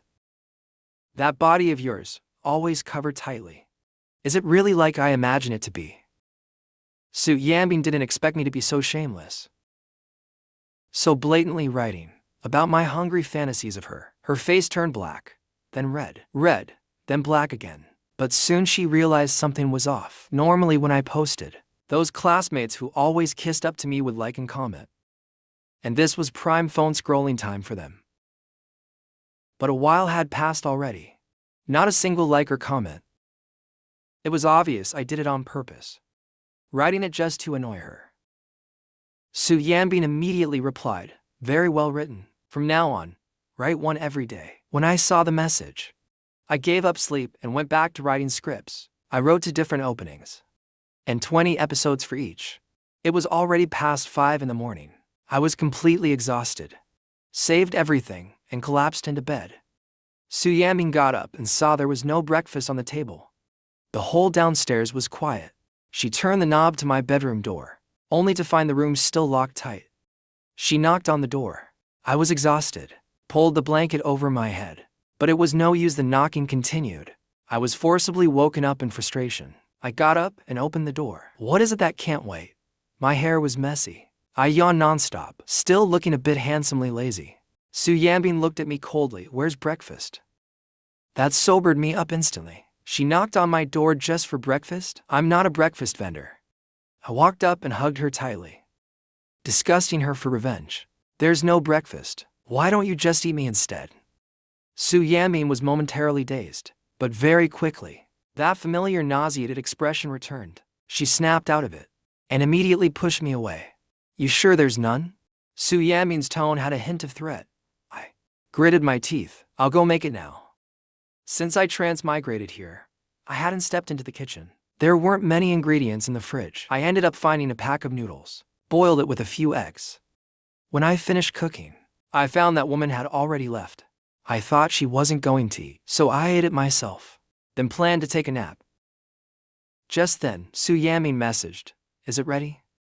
Bring it to the office." Sure enough, this woman really knew how to torture people. I gritted my teeth, changed clothes, grabbed my laptop, and left. Before leaving, I saw the bank card she had placed on the divorce agreement was still on the table. I picked it up and put it into my pocket. Then I bought breakfast and delivered it to Su Group. Su Yaming happened to be in a meeting. I placed it on her desk and left quickly. After that, I drove to Shi Group. After finding Gur, I opened the scripts on my laptop and showed them to her. I've got the scripts about transmigration and rebirth. Sister Warner, take a look. Gur curiously clicked it open. After just reading the opening, her face was full of disbelief. I pulled over a chair and sat down. I waited until she had almost finished reading before speaking. I planned to turn them into short dramas. I explained short videos and short dramas to her, and then talked about the future prospects. Right now, apps like Douyin are just taking off. The user base is already over 100 million. In the future, it will only grow. Gur watched me talk passionately about business. There was light in my eyes, a smile on my face, thinking back on the script she just read. For a moment, she wondered if the HEIRESS in front of her was a transmigrator, if he hadn't switched souls. How else could he have changed so drastically? Seeing Gur staring at me in a daze, I reached out and pinched her soft cheeks. I have to say, with that skin and face, even a monk would feel tempted. Sister Warner, what do you think? Gur folded her arms and sat at the table. Well, since it's your idea, why don't you Take charge of it. I nodded. No problem. I'll send you the scripts first. You can hand them to the directors to start prepping. I'll head over to the talent agency later to pick the leads. Help me give the agency a heads up. Gore looked at me. Want me to come with you? I waved my hand. No need. You focus on your stuff. I'll find you if I need help. After saying that, I was just about to leave. Then I suddenly turned back. There's one more thing I want to bring Murong Yan on board. Gore leaned in, looking puzzled. Why suddenly him? I casually explained. I just think he's a rare talent in the entertainment industry. He's bound to become a big star. But his agent has always been his mom. Doesn't look like she plans to let him sign with an agency. Have someone draft a contract. I'll handle the negotiation with his mom. Gore looked at me, admiring my confidence. I was momentarily stunned. I had just left the company, getting ready to head to the talent agency, when I received a text from Su Yaming. If you order takeout for lunch again, just wait to make the headlines. I clenched my teeth in anger. That damn Yaming, she's really committed to tormenting me. I checked the time. Then I went to a big mall, spent over $1 million of her money to buy gifts for my parents, then went back to the Gu family for a meal. My mom was all smiles when she saw me return, and I even bought them gifts. She thought Su Yaming came back with me. She looked toward the door several times and asked, Hey Yaming, did you come back alone? I waved my hand and said she didn't have time to come. My mom came up smiling. You came back. That's enough. Why buy his stuff? We don't lack anything. Though she said that with her mouth, she kept holding the bag I got her, looking at it from every angle. The more she looked, the more she liked it. She felt all her other bags at home should retire now. She couldn't put it down. The maids all praised her, saying the bag was beautiful, and it matched her outfit perfectly. My mom stood up, holding the bag and looking at it again. Really, my son bought it for me. I didn't expect her to be so happy. I thought rich moms didn't lack anything and wouldn't care about stuff like this. After the meal, I told Aunt Zhang to pack up the leftovers for Su Yaming. When she heard it was for Su Yaming, she was so surprised her eyes nearly popped out. Young master, sending these to Miss Su might not be appropriate. How about I cook a couple of fresh dishes? I waved her off. No need, this is fine. While packing, she glanced at me. Back then, when I packed meals for Su Yaming, I would always pick the best dishes for her in advance. I used to care so much. By the time I arrived at Sushi Group, it was nearly 1 p.m. I ran into the assistant. I directly shoved the thermal container into her hands. This is President Su's meal. The 5th time Su Yaming checked the time, someone pushed open the office door. She instinctively looked up to see the assistant, smiling as she walked in with the thermal container. Mr. Jiu is bringing you lunch again. Su Yaming's face turned even colder. He's here. The assistant just waved and left. After eating takeout for several days, she actually kind of missed Mr. Gu's cooking. Seeing that Su Yaming had no further questions, the assistant, as usual, hugged the thermal container and was about to happily leave. President Su, if there's nothing else, I'll be going now. The next second, she was coldly stopped by Su Yaming. Where are you taking that? The assistant looked at Su Yaming with confusion. I thought you didn't want to eat Mr. Gu's food. Sensing the cold and dangerous aura, she immediately shut her mouth. She placed the thermal container on the desk. Please enjoy, President Su. I'll get back to work now. Su Yaming leaned back in her chair, staring at the thermal container. She picked up the phone beside her. Meanwhile, I had just gotten into the car and finished talking with the director of the agency. Su Yaming's call came in. Buy me a cup of coffee from that place on Manhwa Street. Bring it to me personally. I gritted my teeth. Do your assistants not exist? You need me to handle such a trivial task? Su Yaming replied instantly. An assistant would be wasted on this. You're just right for it. Well, thank you then for reminding me I'm still useful. I hung up the phone and still went to the agency. The director led me in. I sized up the room from near to far, then walked toward a few of the girls. I raised my hand and touched the face of the girl standing on the far left, then pinched her arm. Her arms were a bit chubby, but with some training, you'll improve. The girl's face instantly turned red. I then looked at the girl next to her, raised my hand and pinched her chin. examined her left and right, and pinched her waist on the right side. She's a bit chubby too, needs to lose some weight. The girl couldn't help but ask, "Do you really need a good figure to act?" I glanced at her. That depends on what role you want to play. If it's just background roles, not really. But if you want to play an idol-type female lead, you need both good looks and figure. I didn't expect the difference between real life and photos to be this big. It's not that their looks are terrible, but their body shapes don't meet the standard. These short dramas are cheaply made, and the pay is ridiculously low. No well-known actor would want to do them. Newcomers can only rely on appearance. If your looks don't appeal to men, even I don't find them good enough, how could the audience be satisfied? That's why both the male and female leads must look good. Once I finished examining everyone, I officially started to explain my purpose. I'm planning to film a few dramas soon. Not the usual kind with episodes over 30 minutes, but short-form video dramas. Before I even finished introducing it, Su Yaming messaged me again. "Buy me a coffee." "Did you go abroad to get it?" I immediately replied, "Traffic jam. Don't rush me. Give me another half hour." Then I locked my phone and continued introducing the project. Each script takes around 7 to 12 days to shoot. The pay ranges from 600 to 10,000 a day depending on the role. If you want to hone your acting skills, you can sign up with the director. Since Su Yaming was threatening me, I quickly wrapped things up and rushed off. When I arrived at the company, the delivery guy was already waiting outside the office. I walked up and gave him a tip, grabbed the coffee, and rushed upstairs. As I pushed open the office door, Su Yaming shot me a cold glare. I didn't mind it at all. I handed the coffee over to him. Then I put on a smile. "Sorry for keeping my dear wife waiting." There was still a bit of sweat on my forehead, and my breathing was slightly rushed. I had rushed up in a hurry. Su Yaming glanced at the coffee on the table. "Did you poison it?" The next second, I picked it up and took a sip, still smiling as I looked at her, though the smile didn't reach my eyes. "Wife, are you reassured now?" Su Yaming's face turned even colder. She looked at me, then at the coffee I drank. I walked around the desk and approached her, putting on a flattering tone, "Dear wife, do you need anything else? Want a hug or a kiss?" Su Yaming leaned back in her chair to create distance. She stared at me coldly, looking at how guarded and hostile she was. I didn't have time to feel happy before I heard Su Yaming say, "I invited some friends over for dinner tonight. Go home and prepare it." I clenched my teeth and held back my anger, still wearing a service smile. "Yes, dear wife." "How many friends? Chinese or Western cuisine?" Su Yaming casually waved her hand. 5 or 6. "Do whatever you want." I nodded. "All right then.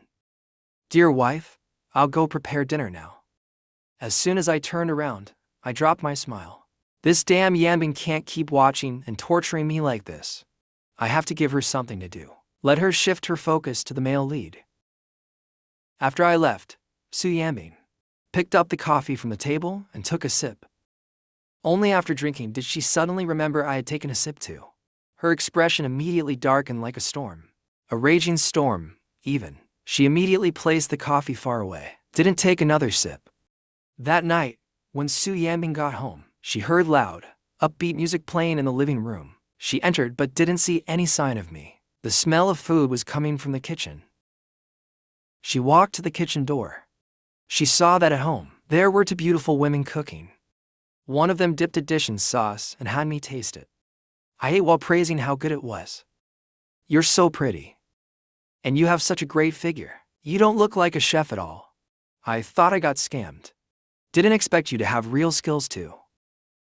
The woman smiled and said, "Young Master Boo, what do I look like I do then?" I smiled and said, "With your looks, it'd be a shame not to be a model." As we chatted, I felt a chilling sensation on my back. I instinctively turned around and saw Su Yaming's face cold as ice, like I owed her billions. Just as I walked over, Su Yaming curled his lips into a sneer. "I told you to cook, and you bring 2 women home instead. You really know how to enjoy life. Should I call a few more for you?" Su Yaming was about to pull out her phone. I quickly held down her hand. "What enjoyment? My cooking is too bad to serve." "I was afraid I'd embarrass you in front of your friends. So I hired 2 chefs. I'm not an idiot. If I were really seeing women, would I bring them home? Just then, the doorbell rang. Su Yaming gave me a warning glance and pulled her hand back. I immediately went to open the door. At that moment, Su Yaming's phone rang. She took out her phone. I glanced over and saw it was a call from Lu Jinian. I couldn't help but perk up my ears. Turns out Lu Jinian had just gotten home and received a local delivery. A bouquet of flowers and a package. She opened the delivery, and inside was a choker necklace, along with a card. It said, "Zhao Nianian, I like you. I dream of you every night. I really want to see you. This is a gift I carefully picked out for you. I think you'll look very charming wearing it." Lu Jinian immediately thought this person was a creep. It felt like someone was watching the place. It sent chills down his spine when he called Su Yaming. His voice was trembling. "Sister Yaming, can you come to my house and deal with this?" Su Yaming picked up the phone with a puzzled look. "What's wrong?" "I think I've encountered a pervert." When I heard that word, I almost burst out laughing. I bit my lip and held it in. When I saw Su Yaming end the call, I quickly went to help bring the dishes to the table. In 2 years of marriage, this was the first time Su Yaming invited friends over. And after the affectionate scene between us last time, his girlfriends naturally assumed we had finally become a real couple. As soon as they entered, they started handing over gifts. When Momo pulled out a 50,000 yuan romantic hotel card and stuffed it into Su Yaming's hand. "Sister Yaming, this is from the heart, don't be touched." Lin Xinyao brought a mysterious gift bag. "These are all things we've personally used. We thought they were great and wanted to share them." Su Yaming looked at the items they brought, each one more outrageous than the last. With a cold face, she said, "I have something to do. I'm heading out." I was bringing out dishes and heard her say she was leaving, so I acted thoughtfully and sensibly, saying, "If you've got something to do, go ahead. I'll take good care of everyone here." As I spoke, I placed the dish in my hand into Wen Mumu's empty hands, and at the same time, I smoothly took the gift from her hands. "Go on quickly. Don't let it hold you up." Su Yaming looked at me, eager to kick her out, then looked at the room full of women. She reached out and grabbed my hand. "You're coming with me." The group of girlfriends was stunned. She's even taking Jiu Haoming with her to run errands. Their relationship must be that close already. I frowned and looked at her. "You're going on an errand. Wouldn't it be inappropriate for me to go? Besides, we still have guests at home." As the host, I can't just ignore them. I wanted to refuse. After all, this whole thing was set up to increase Su Yaming's closeness with Lu Jinian, to make him anxious about the male lead. I spent time and money to fabricate this fake obsessive fan. If I went along, how would those two get a chance to bond? Su Yaming looked at a few girlfriends. "Entertain yourselves," she said, then pulled me away, so quickly that I didn't even have time to set down what I was holding. It wasn't until I was shoved into the car that I noticed. These gifts were all romantic hotel vouchers and adult toys. Even someone as thick-skinned as me couldn't help blushing. I immediately shoved everything onto Su Yaming. She could make good use of them tonight, so I really couldn't go with her. I looked at Su Yaming and calmly said, "If both of us leave, what if they tear the house down? I'll stay and entertain them. You go do your thing." Su Yaming glared at me like he could see right through me. She tossed the stuff into the back seat and started the car. I said with a hint of helplessness, "I didn't even bring my phone," but Su Yaming acted like she didn't hear a thing. Soon, we arrived at Lu Jinian's place. I was still thinking of getting Su Yaming to go handle it while I waited in the car, but then she took the keys and got out. I sat in the car, watching her walk away without even looking back. I couldn't hold back my curiosity and followed her quietly. Standing outside the door, I secretly watched the scene unfold. Lu Jinian was pacing around nervously. When he saw Su Yaming arrive, it was like seeing a savior. He immediately rushed forward and handed him the card, then told him the whole story. At some point, the deliveries were only showing Lu Jinian's address. Su Yaming pulled up the security footage, then made a call to have someone track the delivery driver using the license plate number. Then she put away her phone and looked at Lu Jinian.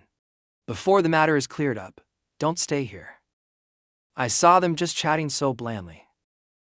Not even a hint of physical contact. It instantly made me feel terrible. Can you just stop holding back? Even the Ninja Turtles would pale in comparison to you two. I was bored and fiddling with a potted plant from when I was alive. I was just touching the leaves, seeing they weren't reacting the way I expected. I got all anxious and upset. By the time I came to my senses, I had yanked the whole plant out by the roots. To Lu Jinlian, who just came in, it looked like I was upset again, due to a misunderstanding. He flinched and immediately tried to explain, "Haoming, Sister Yambing and I aren't what you think." Seeing this, I quickly set down the plant in my hand and forced a sheepish, harmless smile. Faster than him, I apologized. Sorry. I was just bored while waiting. I accidentally used too much force. I'll buy you a new plant tomorrow. Su Yaming gave me a meaningful look.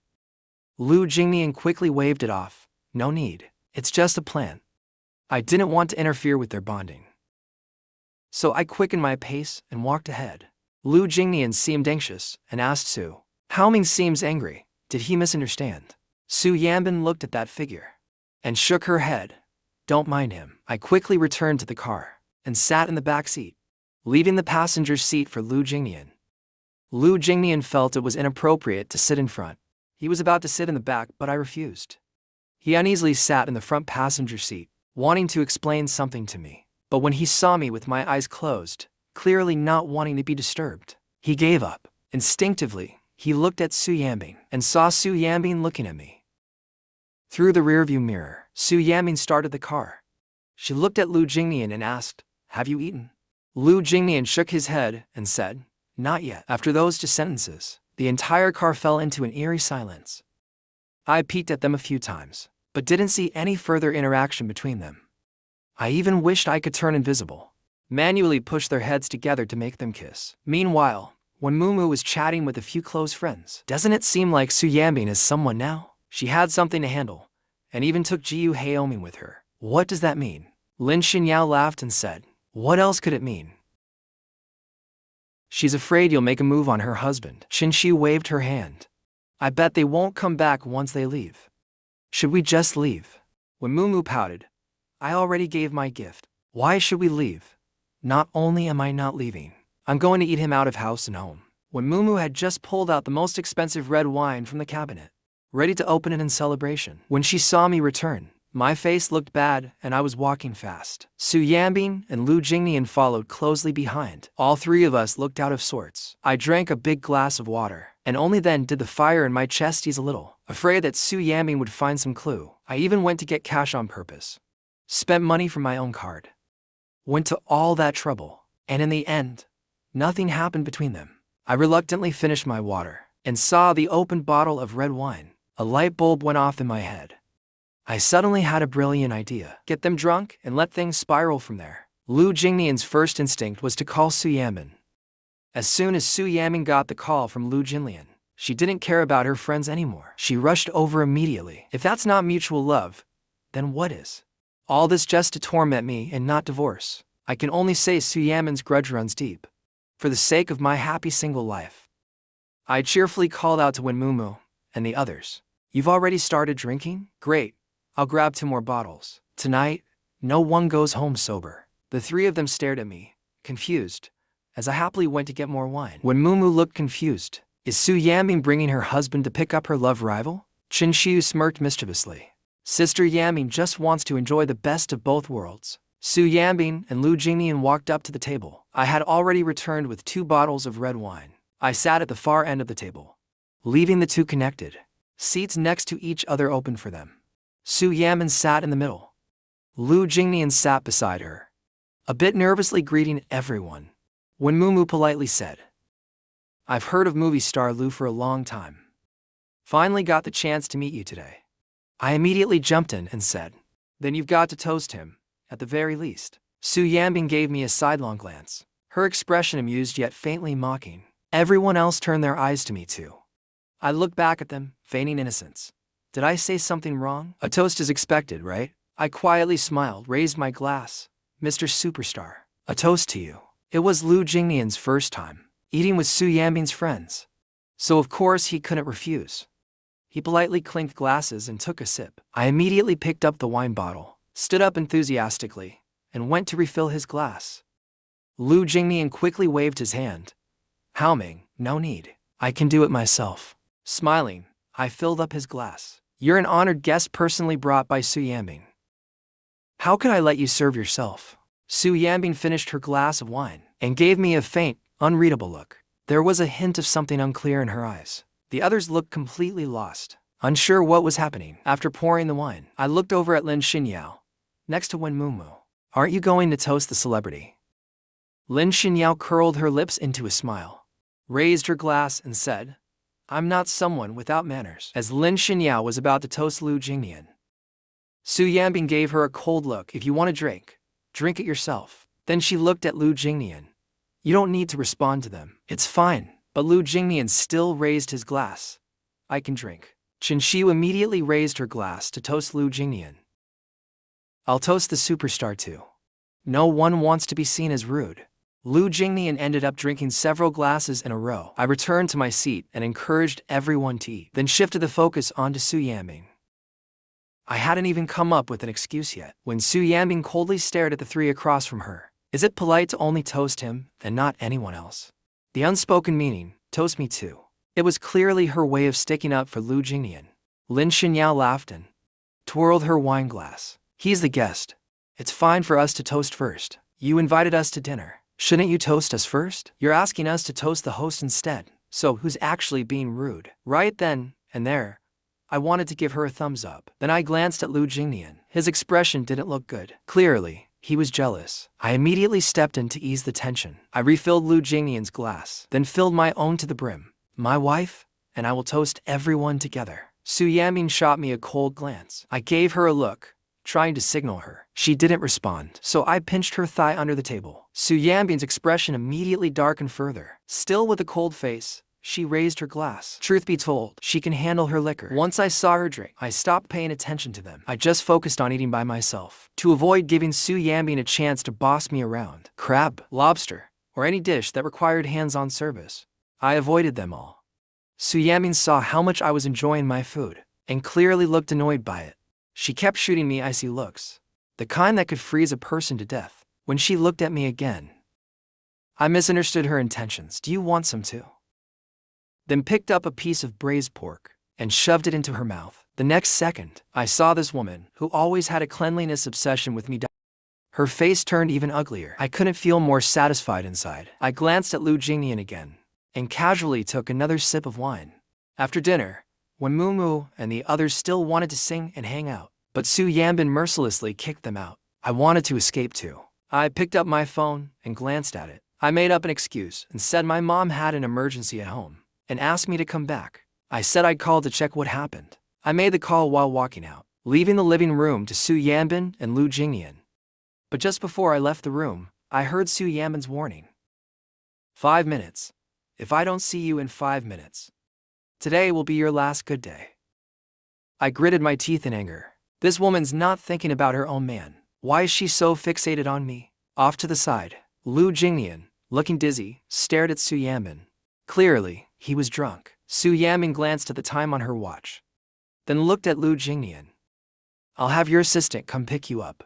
Just as she said that and was pulling out her phone to call, Lu Jingnian suddenly stood up and knocked the phone out of her hand onto the floor. Sister Yaming, can I stay?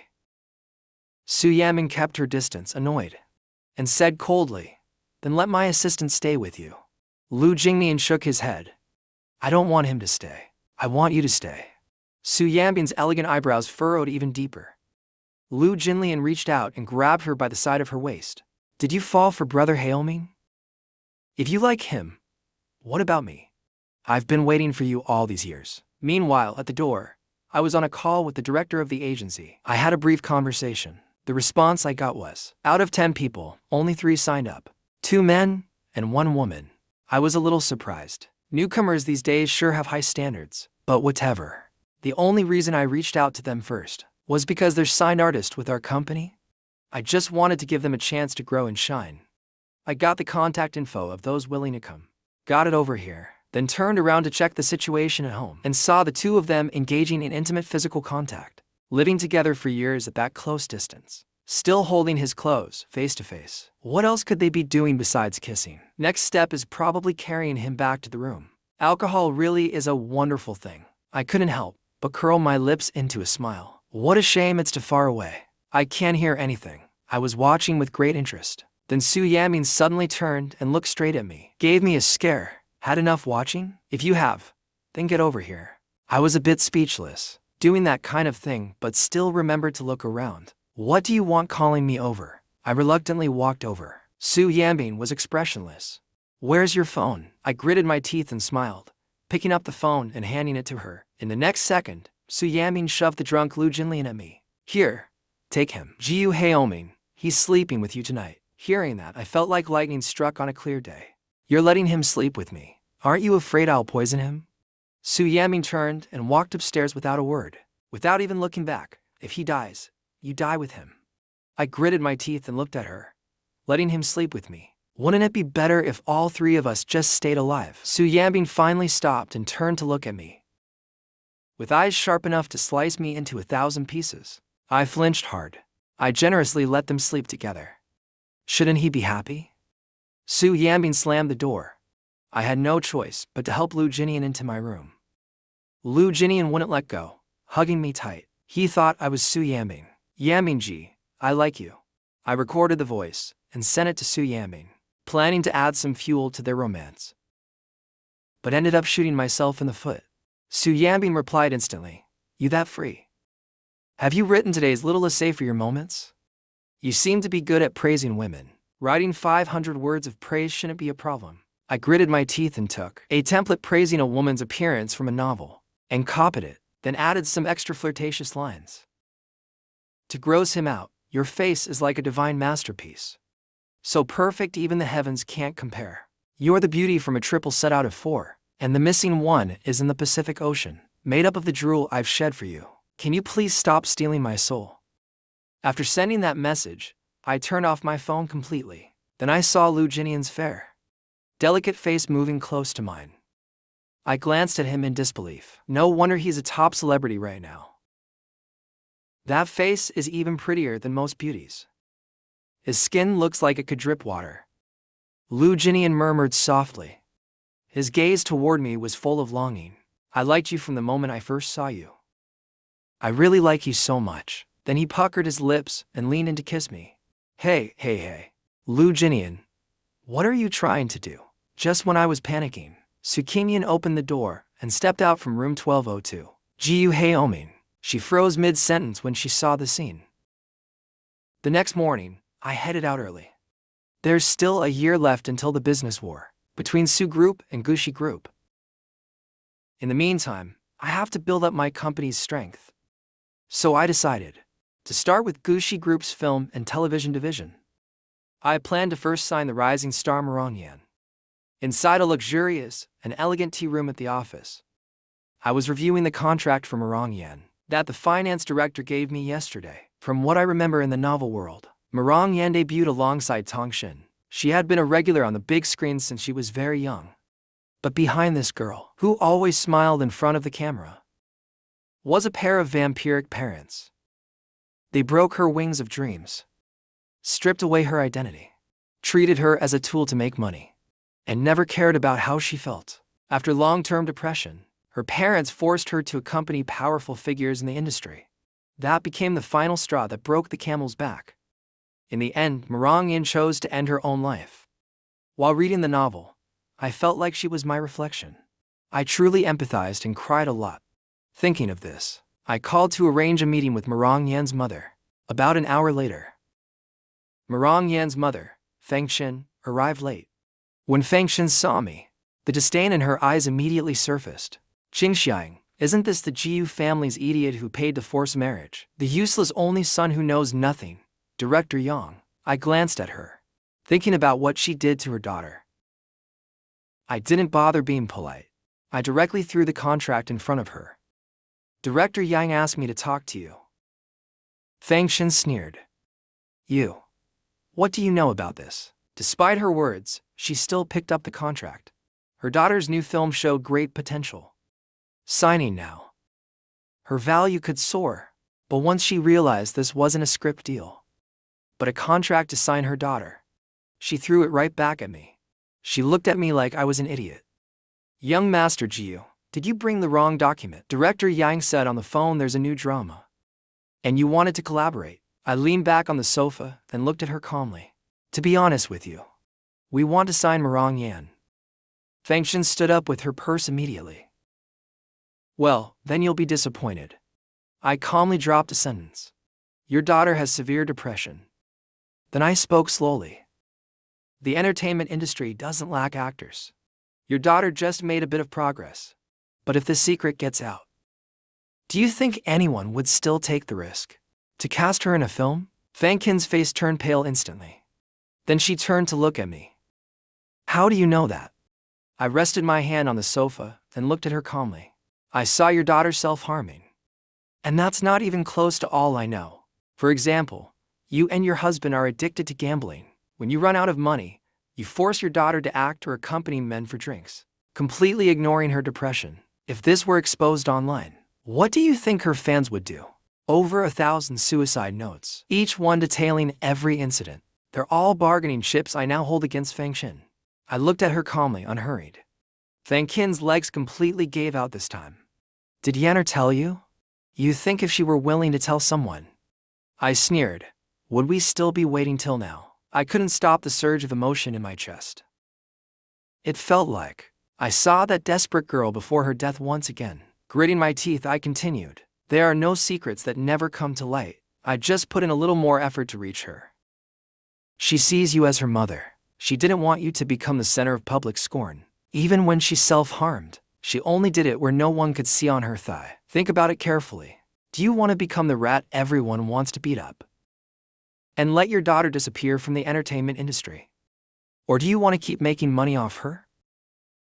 With that, I stood up, took a few steps, then couldn't help but squat down and sneer at her. I'm really curious. How could you bear to keep exploiting her when you clearly saw her suffering from depression? When you carried her for 10 months and gave birth, was it out of love or just to create a money-making tool? Back then, I also wanted to ask the same of my former parents, but I never got the chance. Fengxian just hung her head in silence. I remember the years of beatings and scolding, the years of being squeezed dry. I left the room with teary eyes, overwhelmed by emotion. Leaning against the wall, chin tilted up, trying to calm myself. Elsewhere, Su Yaming had just finished a meeting. When she stepped out of her room, she saw me outside the next room. Alone, leaning against the wall, looking very downcast. The person who came out with Su Yaming noticed she stopped walking, instinctively glanced over. What's wrong, President Su? Su Yaming's expression turned slightly grim. She turned back and said a few words to the person, then turned again to look at me, but I was already gone. Su Yaming had someone pull the surveillance footage. Back at the office, she called her assistant in. Find out what HEIRESS and Fengxian talked about today. Half an hour later, the assistant called her back. Sir, he went to discuss signing Marong Yan. Upon hearing that, Su Yaming fell into deep thought. When did HEIRESS start meddling in Gushi's business? Then she remembered the time I ran into that young celebrity on the street. So, HEIRESS was upset because he couldn't sign him? Su Yaming tossed her phone aside and said to her assistant, bring Marong Yan into our company. The assistant nodded. Understood, President Su. I'll take care of it now. At that moment, Su Yaming's phone suddenly rang. She picked it up and glanced at it. Your account spent 128,888 yuan. Your account spent 38,888 yuan. Su Yaming let out a cold laugh. Spending my money while thinking of another woman. On the other side, I didn't see Su Yaming at the tea room. My mood was decent, so I headed straight to the mall. Bought my mom a full set of cosmetics and bought a few ties for my dad. Just as I was about to head home, Su Yaming messaged me, you're in the mood to shop. Buy me the outfits and send them over. I gritted my teeth and replied, fine. I didn't even know what size she wore, so I had to ask her assistant for the size. I bought her the suits and got back in the car. Marong Yan, who I hadn't spoken to since exchanging contact info last time, sent me a message. Big brother, I'd like to meet you to talk about the contract. I checked the time, set a meeting in the afternoon, and drove to Su Group. I delivered the clothes to the CEO's office. My dear wife, the clothes you wanted. Su Yaming looked at my fake smile, then glanced at the clothing bag. Didn't look good. Go buy again. I was a bit speechless. How are the clothes you wear at home any different from these? You wear ugly ones every day anyway. Su Yaming looked at me with a cold, dissatisfied face. If I wore them every day, would I still buy clothes like these? I glanced at her. What kind do you want then? Su Yaming frowned for a moment and said, it's hard to say. You have to see it to know. My fist clenched. I gritted my teeth, forced a fake smile. Fine. I'll go buy them again for you now. Su Yaming took out her phone and checked the time. No rush on the clothes. It's lunchtime already. Buy them in the afternoon instead. Just when I thought this woman was a little bit willful, I heard her continue, go home and cook first. I want braised pork and steamed bass. This woman even placed an order and specifically picked the most time-consuming dishes. Rich but still wants homemade food. Really hard to accept.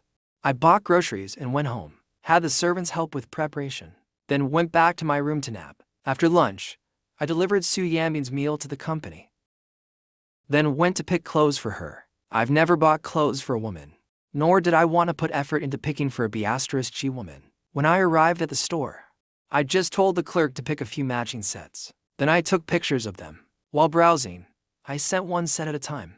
Do you like this one? Su Yaming replied, ugly. I sent a second outfit, then sent the second one over. Su Yaming again replied, ugly. I patiently sent her a third set. Su Yaming replied again, ugly. Su Yaming was clearly doing it on purpose. I'd be a fool to keep picking for her. I had plenty of ways to deal with her. I pulled out her card and handed it to the clerk.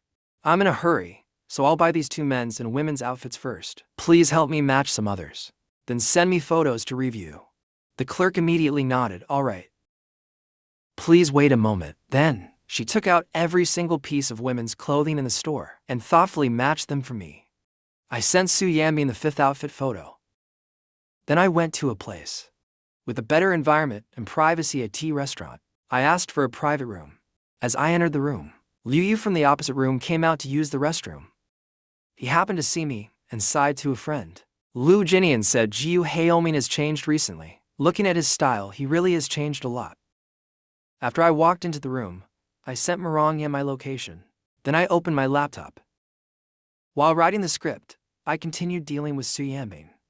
Liu Yu came back from the restroom and saw a waiter bringing a drink set for two and some snacks into the opposite room. 20 minutes later, he saw a woman wearing a hat and mask push open the door to the private room. Liu Yu couldn't help but sigh again. No wonder he's changed so much. Turns out he has a new flame.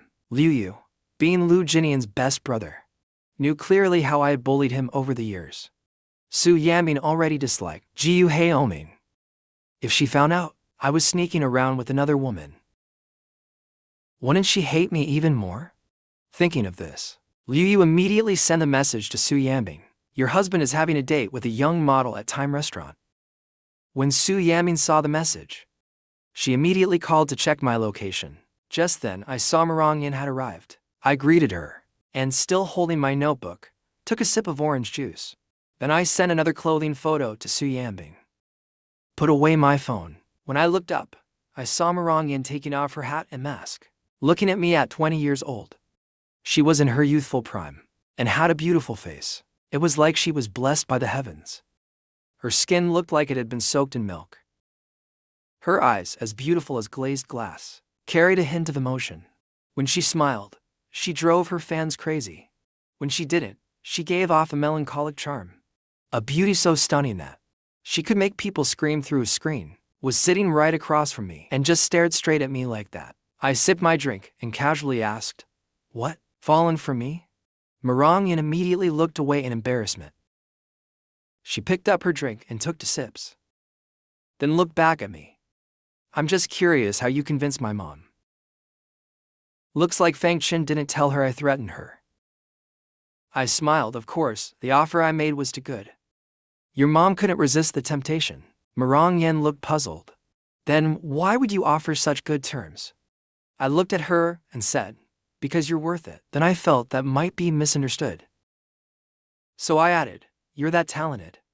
I believe you can create greater value for the company in the future. Marongyan stared at me for a while, as if she finally confirmed something. Brother, your taste really is bad. I looked up at her, confused. Marangyan looked at my face and said, you have a crush on Su Yaming, but the whole world knows Su Yaming doesn't love you. And I'm not as good as you think I am. I didn't care about the first half of what she said. I put away my smile and looked at her. My calm gaze seemed to see right through her. Feeling pressure already? Afraid of disappointing me, Marangyan felt like I really understood her. Like I could see her true self through my eyes. It was as if I knew. She was suffocating in the cage her mom trapped her in, almost out of breath. So I used guiding her as a way to rescue her. I casually ate the snacks and asked, why are you staring at me like that? Was I right? Suddenly my phone rang. I opened it to check. Su Yaming replied, ugly again. I sent her another photo. Su Yaming looked at the photo I sent. Her hands gripping the steering wheel tightened on the gas. She floored it instantly. 15 minutes later, she was standing outside the private room at Time Restaurant. That's when HEIRESS sent her another photo. Inside, I had just put down my phone. Bang! The door slammed into the wall and trembled. Su Yaming stormed in with a cold expression. She walked straight toward me. She looked furious. I was a bit surprised. That crazy woman's self-torture went a bit too far this time. Seems she's really mad from being tricked by me. Marangyan immediately stood up, looking at me with concern. Su Yaming looked at me coldly, paused for a beat, then said coldly, tell her to get lost. I looked at Marangyan without fear and gestured for her to leave. You should go now. Marangyan looked at me, then at Su Yaming. I gave her a reassuring look. Go on back. Su Yaming's face was cold as ice. HEIRESS' gaze toward Marangyan was warm, completely unlike the fake one she gives me. Su Yaming suddenly pinned me against the table, her body almost pressing onto mine. Then she turned a cold gaze to Marangyan. What? Want to watch us have a live marital performance? I couldn't help but laugh inside. Ah, you can't even handle a simple touch. And you're talking live. Marangyan, seeing that, had no choice but to leave. The room was now just the two of us. Su Yaming stared at me. Her cold eyes were filled with stormy rage. HEIRESS, you're really good at playing mind games with me. I looked at her meekly. You asked me to pick clothes for you. I was picking clothes for you. Every set the manager sent over, I looked at carefully. I sent you only the ones I thought looked good. You're this mad. Could it be because you saw me drinking tea with another woman and got jealous? I know exactly what disgusted her the most, saying she likes me. How could she stand that? Su Yaming acted like she'd just heard the biggest joke in the world. HEIRESS, you really know how to overestimate yourself. I took the initiative to lean closer to her. I coaxed her with a sincere and considerate attitude, even making excuses for her. Then why are you so angry? Not satisfied with the way I criticize you? Then how exactly do you want me to pick? Tell me. Su Yaming's hand on the table tightened slightly, looking at me, trying to coax her. Her expression softened a little. She grabbed me and walked off. She dragged me all the way to the car, then stuffed me inside. 15 minutes later, Su Yaming brought me into the women's fashion section of the mall. We sat down in a store that was still on break. She glanced at me and said, pick something for me. I grabbed the newest style from the most prominent display to show her. How about this one? Su Yaming barely glanced at it and went back to her phone. Clearly, it didn't catch her eye. A clerk immediately came over enthusiastically to help. She picked one up and introduced it to me. Sir, I think this one is quite nice. Su Yaming shot her a cold look instantly. I told him to choose, not you. Say one more word. The clerk immediately backed away and walked far away. I finally understood. This woman just wanted to get back at me. She was playing with her new face just now, and now she's making me pick for her. I didn't want to pick anything, yet she insisted I do it. I picked one after another until my legs were sore. Su Yaming just sat there, legs crossed, quietly playing with her phone. Sometimes she'd just glance, with a dismissive look. Sometimes she couldn't hold it in. Don't just show me any random outfit. Do you pick clothes for yourself this carelessly too? Green. Why don't you get me a green hat to go with it too? I let her criticize me however she liked, being an obedient and qualified listener, pleasing her mood and catering to her will.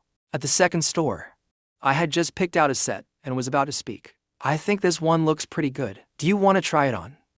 Su Yaming glanced at me, If I try on everything you think looks good, I won't make it out of this store alive. I continue coaxing her, following the principle of as long as she's happy. Then what do you think about this one? Su Yaming gave it a cold glance. Not that great. I looked at her a bit annoyed. You can't really tell how clothes look just by staring at them. You have to actually wear them to know. You ask me to pick, but you don't trust my taste. Isn't that just wasting your precious time? Su Yaming is so forceful. I immediately dropped the magazine in my hand and stood up.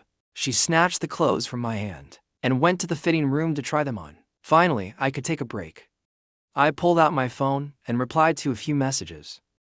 Ordered a drink and was just about to sit down. Someone called me. Su Yaming, shopping for your wife again? He stays at hotels long term. He doesn't even go home. You think she wear the clothes you buy? His words were full of mockery and smugness. I couldn't help but feel a surge of jealousy. I dug into the original owner's memories to recall this person. Yes, this is Luo Jia, the guy from high school who always tried to compete with the original owner. The young master, Luo Tianyu, a relative from Su Yaming's maternal side. I couldn't be bothered to argue. I casually brushed him off. Right? You and your wife are a perfect match. So loving and well-matched. It makes me tear up from envy. Why don't I take a picture for you? You can post it on your social media. Let others envy you too. Luo Tianyu was both surprised and delighted. Normally we'd argue for several rounds, but this time, I surrendered right away. Seems like Su Yaming really hurt me. Even the young master's pride is gone. He immediately felt even more superior. He looked at me with even more pity. I'm not showing off my love life. I just pity you. You've been chasing Su Yaming for years. She won't even touch you. Trying to wake you up. Throwing yourself at her like that is just pathetic. The original owner's forced proposal is known across the entire internet. Wherever she goes, passers-by would point and gossip. Many just watched for fun, and a lot more stirred the pot even further. Exactly, it's too disgraceful. You've completely embarrassed all men. If it were me, my mom would probably rise from the grave in anger. Luo Tianyu was even more pleased after hearing their remarks. Did you hear that? Su Yaming, think about your parents. Don't turn yourself into a joke and drag them into becoming one too. I looked at him indifferently. Thanks for your thoughtful concern, but don't waste your energy on me anymore. Pay more attention to your own wife and focus on living your own life. Don't be clueless while a whole grassland grows on your head. Luo Tianyu laughed in anger, like he just heard the joke of the century. A grassland on my head. The woman beside him looked mocking. She glared fiercely at her husband. This guy is just bitter about his own unhappy marriage. Seeing us doing well makes him unbalanced. He just wants to stir trouble. We better stay far away from people like him. Luo Tianyu nodded. Sneered, even your desperate chasing got rejected. So stop embarrassing yourself gossiping in public. No wonder Su Yaming doesn't like you. She likes Lu Jingmian instead. I was so amused by his stupidity I almost died laughing. I looked at him. So what? I'm richer than you, better looking than you, and I don't have a green hat. Besides, my wife and I are doing great. As I spoke, I pulled Su Yaming next to me into my arms. Su Yaming stared at me coldly. The tag slapped against my neck. I held back and didn't reach for her. Instead, I reached into the back of her neck for the tag. In that moment, Luo Tianyu and his wife, who had just gotten up, were stunned. The onlookers were shocked too. Wasn't he the one chasing? Wasn't Su Yaming supposed to dislike him? Gossip really is unreliable. At that moment, I leaned toward Yaming. To tell the truth, I dreamed of kissing you last night. The next second, as expected, Su Yaming pushed me away. She gave me a cold glare, then swept her cold gaze toward the bystanders. Only then did the crowd begin to disperse. Su Yaming took out her ringing phone. She answered. It was her assistant, President Su. Marong Yan has already signed with Story. Su Yaming glanced at me sipping fruit juice on the side. Then gritted her teeth and said, then go poach her for me. I finished a glass of ice juice, feeling refreshed as I looked at Su Yaming. She was staring at me with a sour expression. I was a bit confused. What could have made her this angry? Is she about to tell me to get lost? I waited for her to speak. Instead, Su Yaming changed out of the clothes and told me to go pay the bill. After I finished paying, Su Yaming turned and entered a shoe store. She sat down and stared at me with the tone of a commanding queen.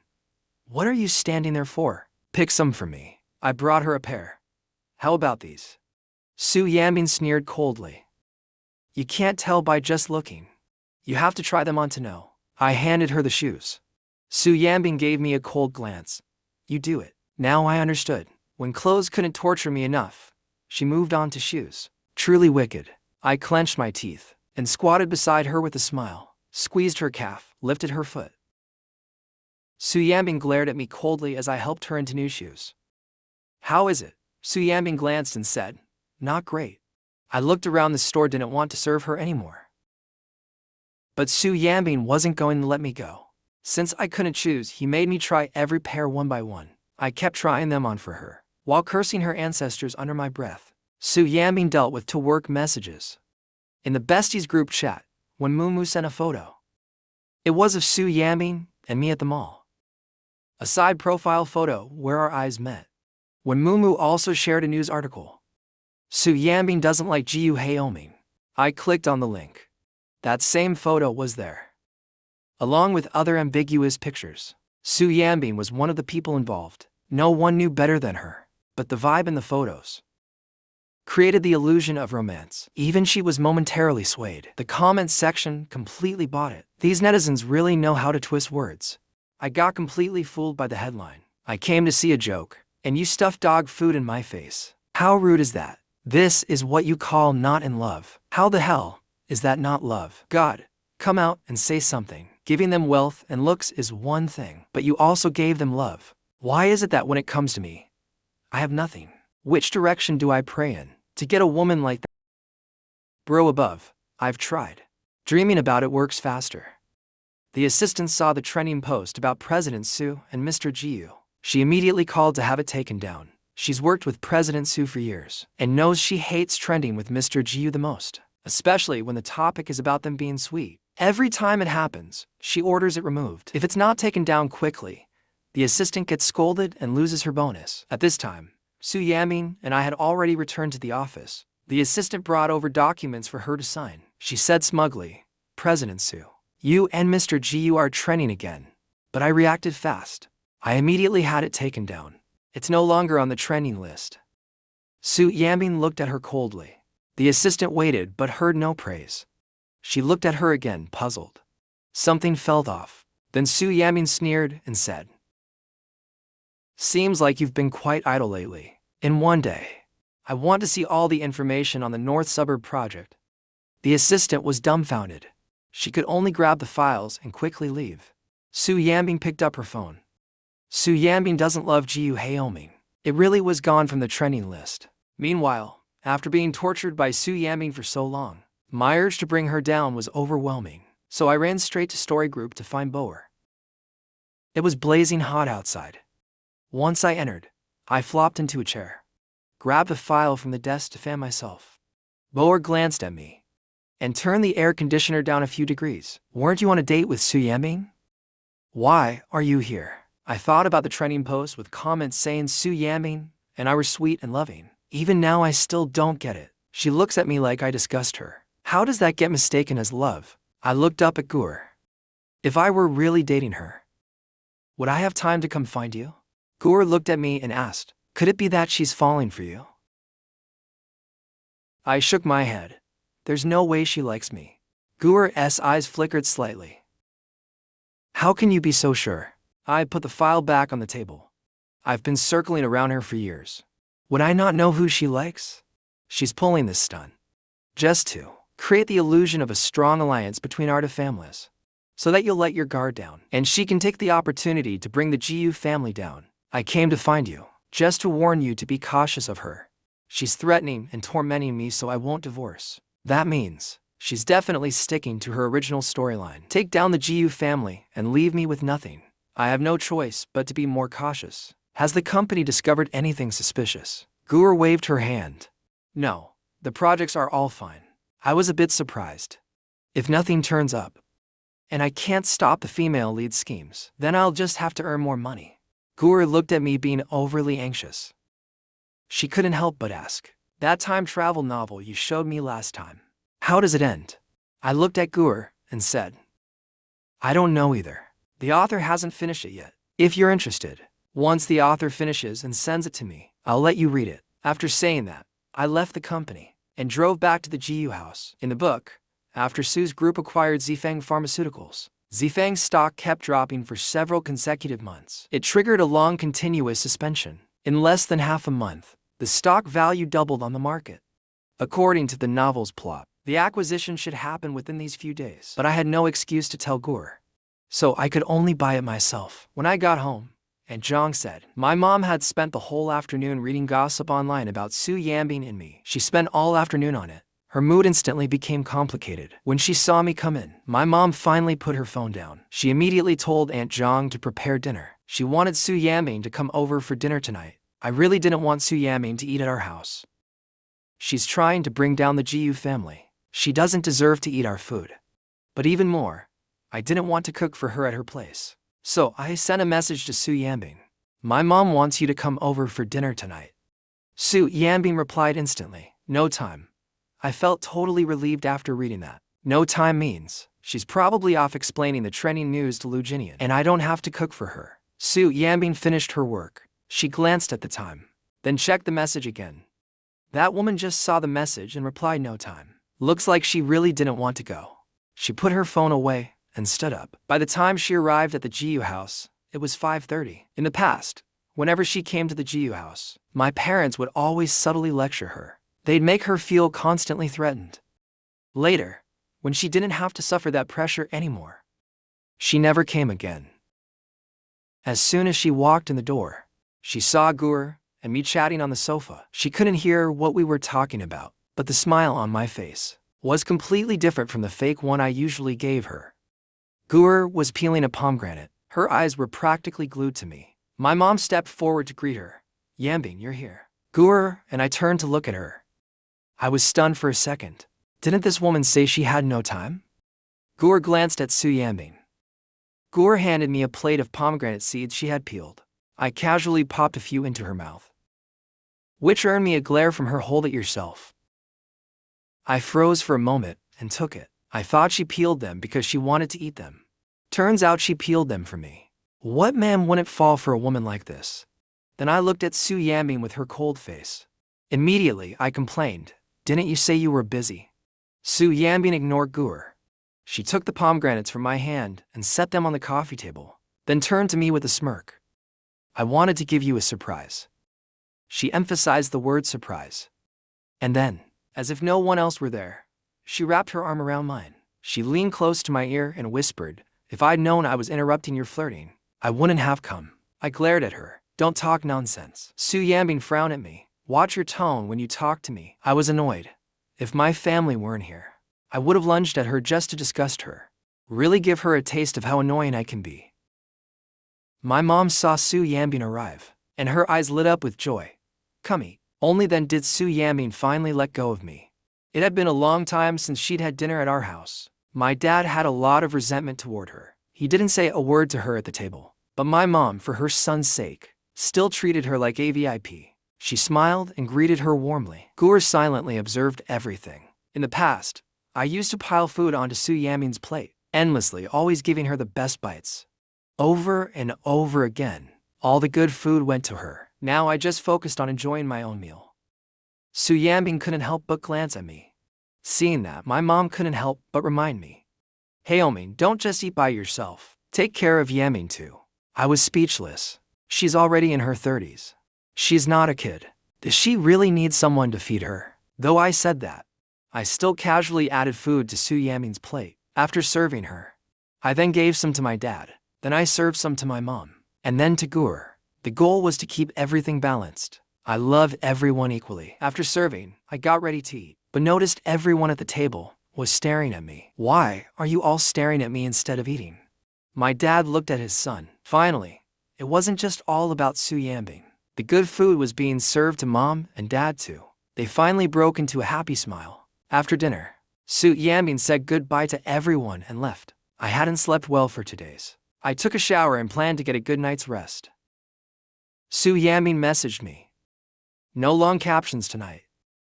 Just post the trending photo. Make it visible to everyone. I gritted my teeth and played dumb. What trending photo? Su Yaming sent me the link directly. I feigned surprise. Do you like me? could it be? Su Yaming replied instantly. If I don't see it on your moments into minutes, I'll send you to the police station to find out whether I like you or not. Cursing her, I saved the photo and posted it on my moments. I added a caption just to annoy her. Being forced by someone to post this. Wouldn't you say she's madly in love? Soon enough, replies started rolling in. I don't believe she forced you. Unless she posts one on her own too. If she doesn't, I won't believe she loves you. When Mumu directly mentioned Su Yaming in our bestie group chat, HEIRESS said you forced him to post PDA. Is that true or not? What? Can't imagine it. All the other girls chimed in with +1. Su Yaming had just come out of the shower. She saw the messages and laughed in disbelief. She tossed her phone aside. All of them are blind. There's no love. How is that PDA? The next day, after breakfast, I planned to head over to the agency. But Su Yaming stopped me. Come with me to the company. I was confused. Why am I going to your company? She glanced at me, always being available to me. I was truly speechless. Even if I don't go to the office, I can still be available anytime. Su Yaming gave me a warning look. You have 2 minutes.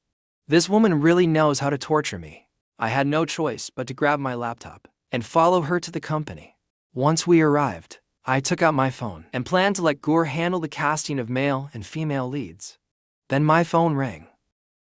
Marongyan sent him a message. Brother, I heard you're making a drama. Can I act in it?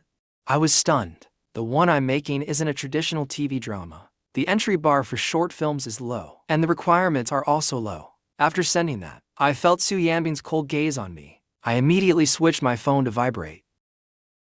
Marongyan replied again. Can I act? I was a bit puzzled. She can act, sure, but having her in it would be such a waste of talent. I have better plans for her. Besides, there's almost no pay for short dramas. The shooting time is tight. The actors are all new and have almost no acting skills. Marongyan kept saying, I know.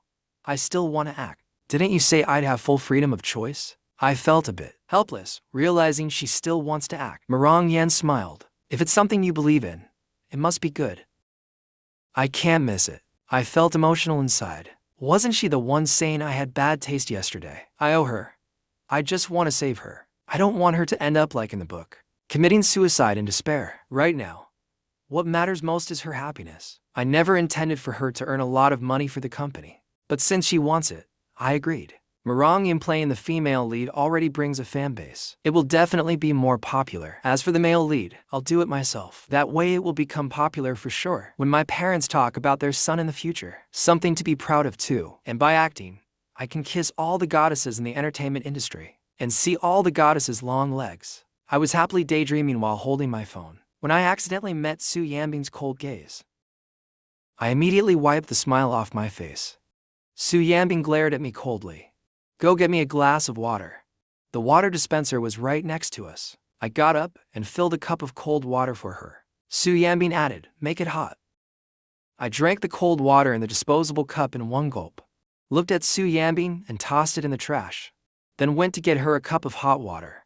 Su Yaming said blankly, I don't use disposable cups.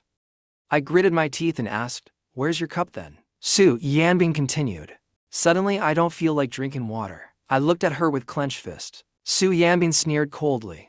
Already losing patience? I forced a smile. I sucked it up, but Su Yaming still didn't give me a good face. Go downstairs and buy me a coffee. This time, I was smarter. I smiled and asked, what flavor do you want? Su Yaming paused writing and looked up at me. What flavors are there? I was speechless, but still gave her a flattering smile. I'll go down and check for you. I went downstairs and took a picture of the coffee menu and sent it to her. But Su Yaming didn't even reply. I bought one of every flavor, charged it to her card and asked the coffee shop staff to deliver them. Su Yaming got up to head to a meeting. Then she saw me coming up, followed by staff carrying more than 20 cups of coffee. All the flavors are here. I gave her the fakest smile ever. Su Yaming casually took one and said, clean up the office. The office is already spotless. What is there to clean? I picked up one cup and shared the remaining coffee with the office staff. Then sat down in the CEO's office and opened the stock app. Bought the maximum amount of Zfang pharmaceutical stock. Then continued writing the script. Su Yaming came back after the meeting. She saw me sitting cross-legged on the sofa. My fingers were flying across the laptop keyboard. Even for someone who uses computers regularly like her, she couldn't type that fast. Su Yaming muttered to herself. This man couldn't possibly have time to flirt with women. Is it only when she's in a bad mood that she notices? Thinking this, Su Yaming sat back down at her desk. He leaned back in his chair and looked at me. Coldly said, "Pour me a glass of water." I was in the zone, and she interrupted me. Gritting my teeth, I closed the laptop and walked over, smiling with squinting eyes. But the smile didn't reach my eyes. "Do you want hot water or cold water?" I crouched down. I couldn't help but add, "Or maybe some spit." Su Yaming's face instantly darkened a few shades. She curled her lips coldly. "Take a guess." I leaned toward her, looking at her seductively. I guess she would step back like last time. But Su Yaming just looked at me coldly, as if she saw through my unwillingness to really fight her. She wasn't even scared, so I just sat directly on her lap and saw Su Yaming's body visibly tense up at a rapid pace. Her expression also changed dramatically. She was clearly suppressing something. So, disgusted, it was nauseating. My mood immediately lifted. I added milk to the coffee I just drank. "Want a taste?" Su Yaming's face turned dark red. "Get off me." I was like a thirsty old scumbag. Only good for bed. I only know how to roll in the sheets. Su Yaming reached out, about to push me off. Just then, someone opened the office door. The assistant quickly raised some documents to cover their face. I didn't see anything. "Carry on. I'll come back later." Su Yaming pulled my hands off her and pushed me away from her lap. Before the assistant closed the door, she called out, "Get back here." The assistant slumped their head. "Okay, Mr. Su." Afraid of seeing something I shouldn't, I stood quietly to the side. Su Yaming held a signing pen. Her cold gaze swept over. "What are you still standing here for?" I glanced at her, deliberately twisting her meaning. "Then I'll go wait for you in bed." Su Yaming's face, which had just calmed down, immediately turned greenish-black again. The assistant was scared to death. Had she just heard something she shouldn't have? Would she lose her head over it? The assistant secretly glanced at Su Yaming. She gritted her back teeth. "Don't daydream like this in broad daylight. There's a kitchen in the back. Go cook something and make it smell nice." So I had no choice but to turn and go inside. That's when I realized it wasn't just a kitchen. There was also a living room for video meetings, a lounge, and a restroom. It was clear that Su Yaming had stayed here quite a bit before. After looking around, I finally opened the fridge. There weren't many ingredients inside. I was about to head out, and saw Lu Jinlian coming in. I quickly stepped back. Lu Jinlian glanced at Su Yaming. He placed the bag in his hand on the desk. "My mom made this herself after being discharged.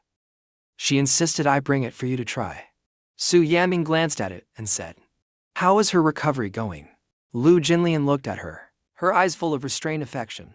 "She's recovering well. Her energy is good. She's eating and sleeping well too. When do you have time? She keeps talking about inviting you over for a meal at our home, to thank you again for your help earlier." Su Yaming nodded. "I'll visit when I get a chance. Do you still have work?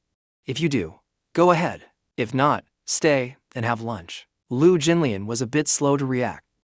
"I've been off these days. Not much going on." The next second, I heard Su Yaming said coldly, "Did you hear everything clearly while eavesdropping? If you did, then go buy groceries." I was eavesdropping with great interest, but when I heard that, I had to come out. Lu Jinlian turned to look toward the room. When he saw me coming out, his palm instantly clenched. He thought Su Yaming was taking him out to eat. Just the two of them. He didn't expect that it was to have Jiu Haoming cook for her. That meant Su Yaming was recognizing him as her husband. I warmly greeted Lu Jinlian. "I'll go buy groceries now. You to take your time chatting." Then I left with my phone in hand. Lu Jinlian licked his lips and looked at Su Yaming. "You do your work. I'll just go use the restroom." A few minutes later, he sent a message to Su Yaming. "Just now Liu contacted me. He asked to meet. I'm heading out first. We'll have a meal another time."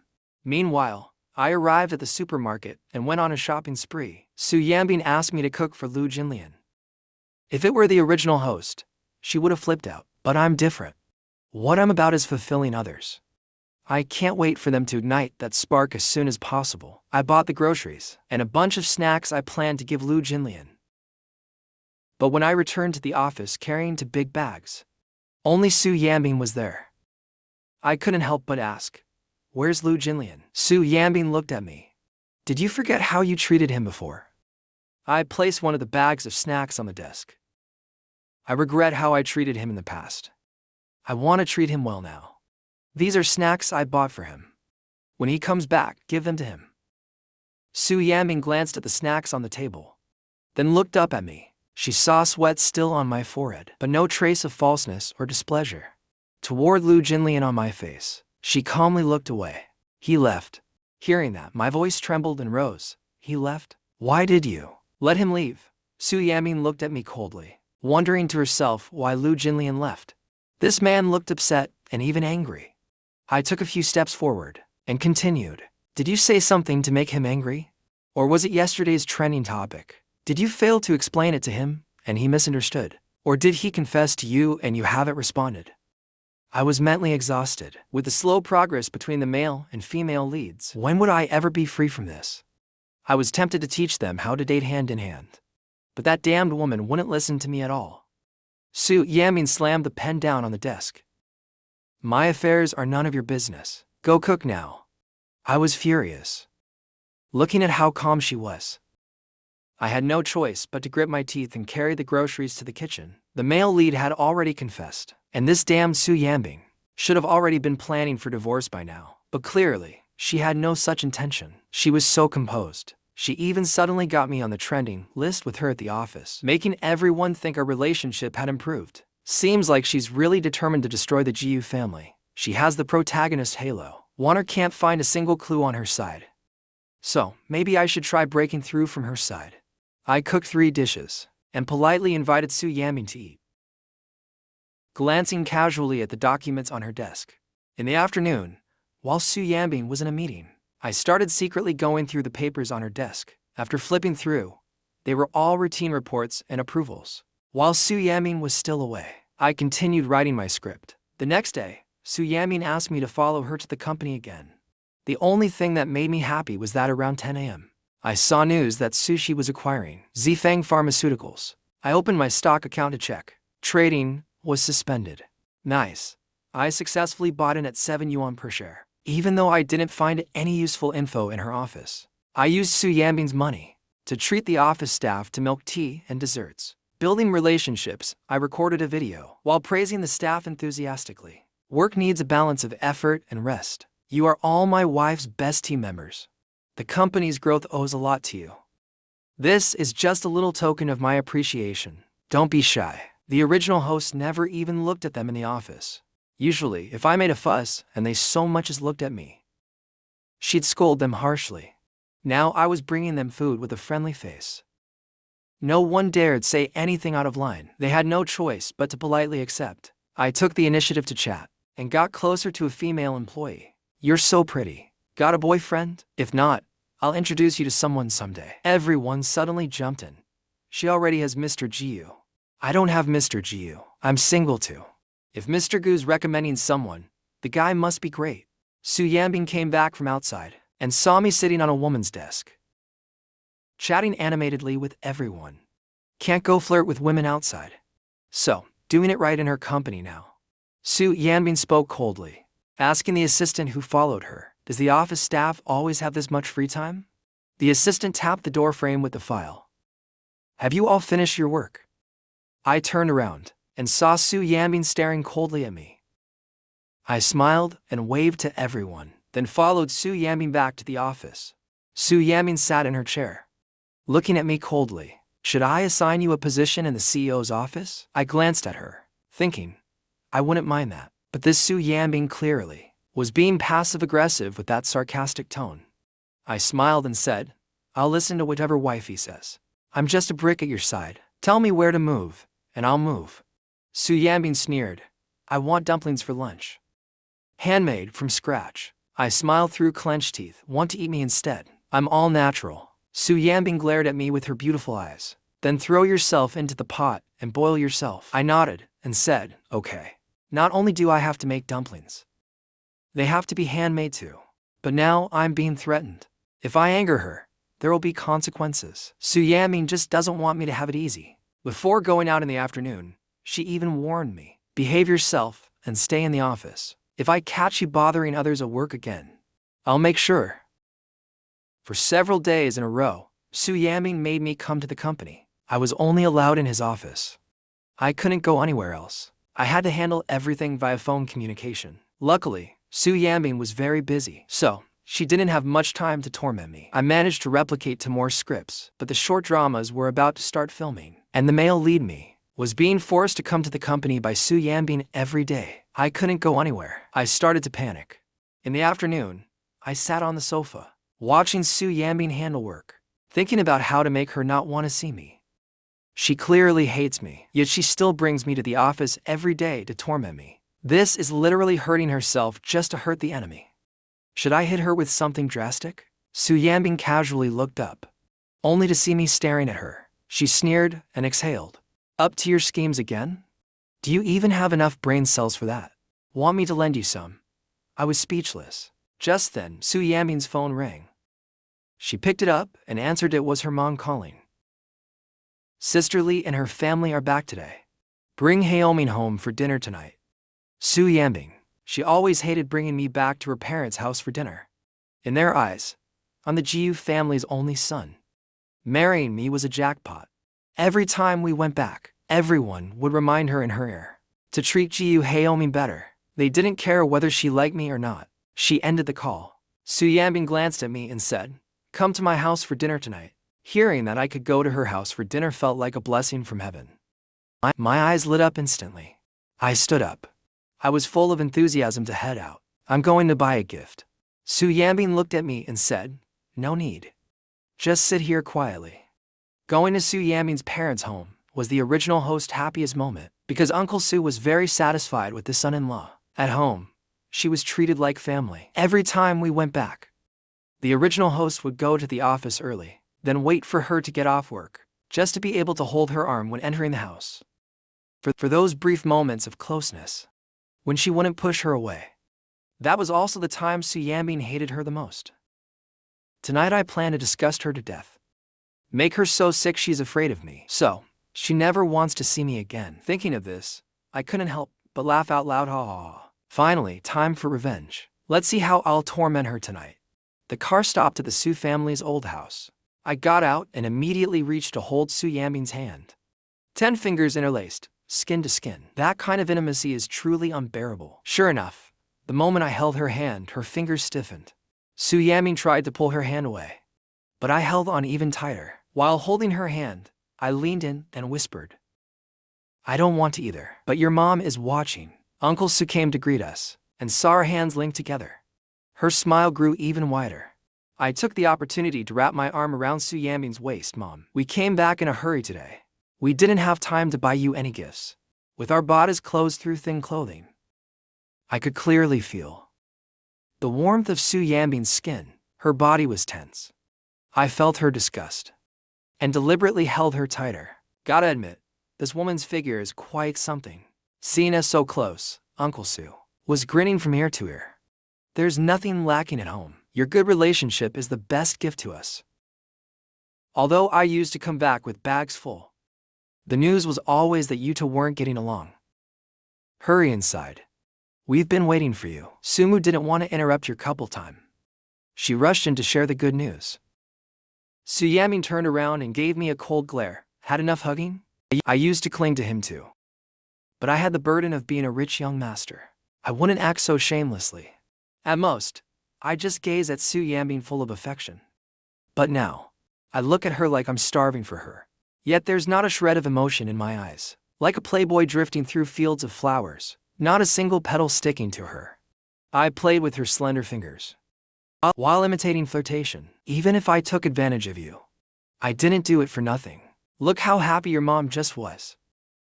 Su Yaming gave a cold snort and walked inside with her long legs.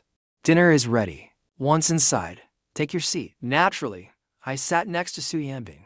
I sneaked a glance at the dishes on the table, and the more I looked, the better I felt. Sumu has always treated the original host well. She immediately moved the good food in front of me. "HEIRESS, try this authentic Yangchang Lake herring crab."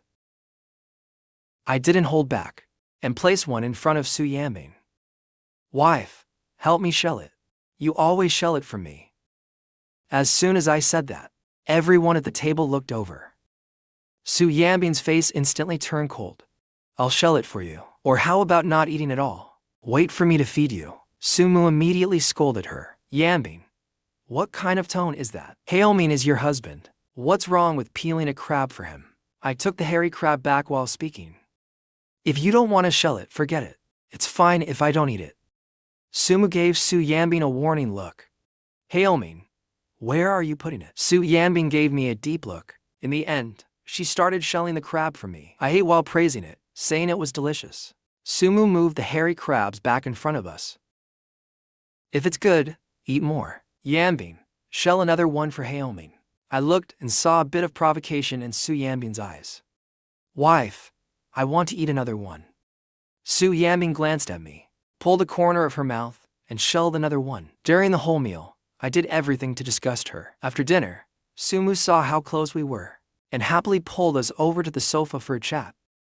Heilming, Yaming, you've been married for 2 years now. Isn't it time for a child? I sneered inwardly. She doesn't even let me touch her. How's she supposed to have a baby? On the surface, I shamelessly grabbed Su Yaming's hand. Mom, just one isn't enough. We've already discussed it. We're going to make a whole soccer team. Su Yaming gritted her teeth, smiling as she leaned into my arms. Mom, it's getting late. We're heading back now. We'll work hard so you can hold your grandson soon. After saying that, Su Yaming pulled me up and left. I realized this woman had reached her limit. I was in a great mood. As we stepped out of the hall, I continued to stoke the fire, eagerly trying to get intimate with her. Do you really mean it? Su Yaming's expression turned stormy and intense. It felt like a storm was about to hit. I braced myself to be pushed away by her. But instead, the woman curled her lips. Since you want it so badly, fine. Su Yaming directly kissed me on the lips. Biting, annoying, rough and wild like a raging storm. I stared in disbelief, eyes wide open. My head was buzzing loudly. Wasn't she disgusted? Wasn't she supposed to have had enough? What's going on here? I instinctively tried to push her away, which earned me a glare from the woman. Didn't you want to have a soccer team? You won't even let me kiss you. Seeing my utterly confused expression, Su Yaming smirked and said, What's wrong? Don't tell me you can't perform. My lips were bitten and bleeding. The taste of blood brought me back to my senses. I forced myself to calm down. Su Yaming is disgusted and allergic to me. She's hurting herself just to hurt me. Thinking that, I folded my arms. She really thought I wouldn't dare. Thought I was just bluffing?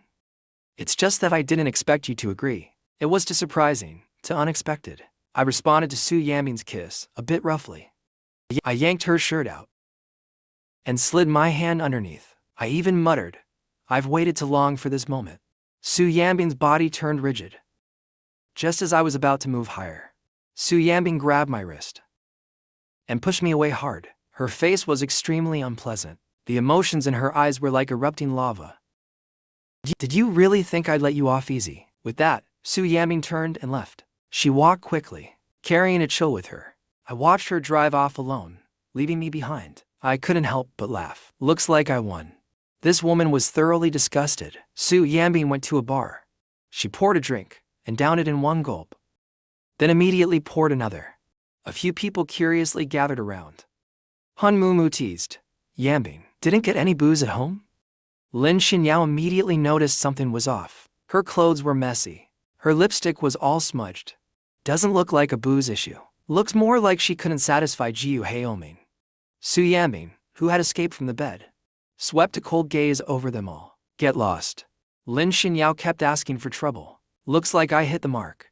When Mumu was just about to add another jab, but before she could speak, Su Yaming threw a bottle of liquor.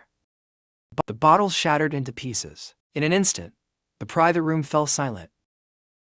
Su Yaming stared coldly at them. Listen carefully, all of you. I don't like Jiu Heilming. Stop mentioning him. That would only bring him shame. He's the man I hate the most. All I want is revenge. How could I possibly fall for him? The three of them looked at Su Yaming, then glanced at each other, and quietly walked away. I was driven back by the Su family driver. I found that Su Yaming hadn't come home. So I took a shower and went to sleep. The next morning, I picked up my phone. There was no message from Su Yaming. Only a message from Marong Yan a few minutes ago. Brother, filming starts tomorrow. When will you come to the set? I thought for a moment. Today we start filming again, and I'm still the male lead. Just thinking about it made me feel excited. The car stopped at the hotel entrance. I got out of the car. Brother Haomi Marong Yan seemed to have been waiting for me. She ran over immediately and saw the trunk open. Right away she stepped up to help, let me do it. So I didn't stand on ceremony. As we walked, I asked, "Did you finish reading the script?" Marong Yan nodded while pulling her suitcase behind me. Yes, this is the first time I've seen a script like this. I really like it. I shook my head and laughed. Isn't it just another cheesy love story? Marong Yan looked at me. Although it's a love story too. This one's about reliving a different life. That makes it very special. Brother Haomi, if life could really start over, would you still choose to marry Su Yaming? I smiled at her. If life could really start over, I definitely wouldn't give up a whole forest for just one tree. Marong Yan gave me a look. Looks like Brother Haomi has some regrets. I saw Marong Yan spaced out, so I spoke up. Who hasn't had regrets in their life? Regret itself isn't scary. What's scary is drowning in it endlessly. Forgetting there's a better version of yourself ahead that's scary. Marong Yan looked at me, feeling like I had a light about me, completely different from the rumors. Talking to me felt easy. Before we knew it, we were at the door to our rooms. I returned to my room and tidied up. It was almost noon. Thinking that Marong Yan had depression, I invited her to lunch. I planned to look after her more during filming. Even for meals, I'd ask her along. The next day, we also went to the set together. We instantly caught everyone's attention. Jiu Haoming came with Marong Yan. He's really here to act, huh? Act? I think he just has a thing for Marong Yan. Self-funded and self-cast, using the film as an excuse to get close to him. I heard there are lots of kiss scenes. The power of money. If I had money, I'd do the same. I didn't care about people pointing and whispering about me. Once the launch ceremony ended, we began makeup and filming. I started working at 18. Sold alcohol at bars, delivered food, worked in sales, and even did background acting. Plus, I've seen plenty of dramas. I knew the lines like the back of my hand. During filming, I'd occasionally offer advice to my scene partners. I had the most scenes opposite Marong Yan. As an experienced actor, she was surprised to see how skilled I was for a newcomer. Not nervous at all. During breaks, she looked at me with growing curiosity. Seeing me fanning myself with the script, she handed me her mini electric fan. Here, brother, use this. I didn't hesitate, took it, and cooled my flushed face. I'm going to buy one too when I get back. Marong Yan looked at me. Her eyes sparkled like stars. This one's for you. Brother Haoming. I have another one anyway. Brother Haoming, you're nothing like the rumors. That's why you shouldn't believe in rumors. I finished blowing the fan at myself, then turned it toward Marong Yan's face. Aren't you hot? Marong Yan acted like nothing was wrong. I'd gotten used to her being like this. Meanwhile, in the CEO office of the Su Corporation, Su Yaming finished work, leaned back in her chair, rubbed her temples, and said, "Pour me a glass of water." There was no response. He instinctively looked up, only to realize I wasn't there. My face suddenly appeared in her mind again. Along with the softness of my lips last night, her phone rang. It was a photo. In it, I was holding a mini fan, fanning Marong Yan. A happy smile spread across my face. Marong Yan looked at me with shining eyes, her face tinged with shy delight. Jiu Haoming, a sensitive male and female lead. How's the chemistry? Su Yaming replied coldly, nothing special, then tossed her phone aside. Ignoring it, she opened her laptop and got back to work. The first day of filming went very smoothly. By the time we wrapped, it was already 8 p.m. The director gave us marketing photos. A Weibo post by Marong Yan quickly went viral. The comment section was full of people hating on me. That Jiu Haoming, who only ever circles around Su Yaming, is actually filming now. If young Master Jiu can act, then I should be winning an Oscar. Always taking advantage of our goddess Marong. Does money really let you do whatever you want? When Mumu shared the trending post in a small group chat. Did the sun rise in the west? Jiu Haoming actually went to film something. Lin Xinyao chimed in, impressive. Acting alongside a female star. How romantic. Could it be that he's tired of Yaming? And now chasing after this woman? Su Yaming threw her phone aside. Was she really checking up on Jiu Haoming? Are you all crazy or what? Gur saw the trending topic and immediately video called me. You're filming and didn't even tell me in advance? Gur looked at me through the screen, and I could sense she was faintly upset. I casually made up an excuse. I just wanted to surprise you. Gur looked at me calmly. I don't want that kind of surprise. I smiled at her, a bit playfully. Then what do you want? Once I make money, I'll buy it for you. Hearing that, Gur visibly lit up with joy. I want to spend all your money. We chatted for a bit longer. Then I hung up and went to sleep. I didn't even bother with the trending news the informant sent me. Meanwhile, seeing the online hate toward me, Marang Yin couldn't help but step in on her fan page. To clarify the situation, I was the one who asked to take this role, because the script is really good. Mr. Haoming is very kind, and a great actor too. Please trust me, everyone, and look forward to the drama. Marang Yan's proactive clarification only made fans more suspicious. She was pressured so much that she had to post the old chat logs where she had asked me for the role. The next morning, I called Marang Yan to eat. I was startled by her heavy dark circles. What did you do last night? Couldn't sleep? Marang Yan looked at me and noticed how energized I was, completely unaffected by the online chaos. She touched her head. No. Just stayed up too late on my phone. As we walked, I glanced at her. Aren't you tired after filming all day? Still have energy for your phone? While eating breakfast, I finally opened my phone to check the news and saw Marang Yan's replies from the night before. Everyone was suspicious of her, saying the chat logs she posted were photoshopped, that her Weibo was controlled by the company. Even if she went live, the fans also thought she was forced by the company to say that. The more she spoke up for me, the more dissatisfied the fans became with me. Marang Yan lowered her head and softly reminded Brother Haoming, "You'd better stop looking at your phone." I put down the phone and looked at her. "You stayed up late just to clarify things for me." Marang Yan looked a bit embarrassed at me.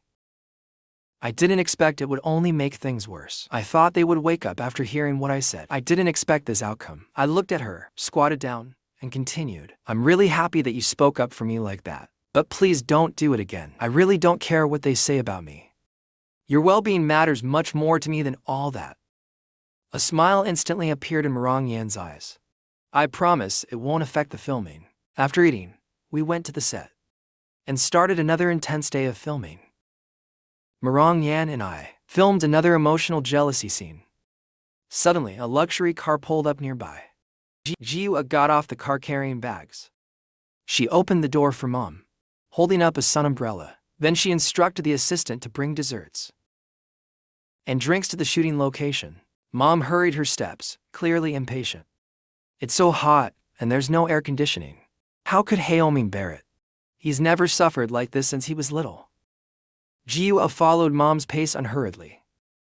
"Haoming's not stupid. If he felt it was too hard, he'd have run off before anyone else. Since he didn't, it means he doesn't think it's that bad." Jiu's eyes were already searching for me. Then she saw me holding Marang Yan's arm, pulling her into my embrace. Then our eyes met. Jiu's grip on the bag tightened. Marang Yan and I finished the scene. The director called for a break. That's when I saw Mom and Jiu.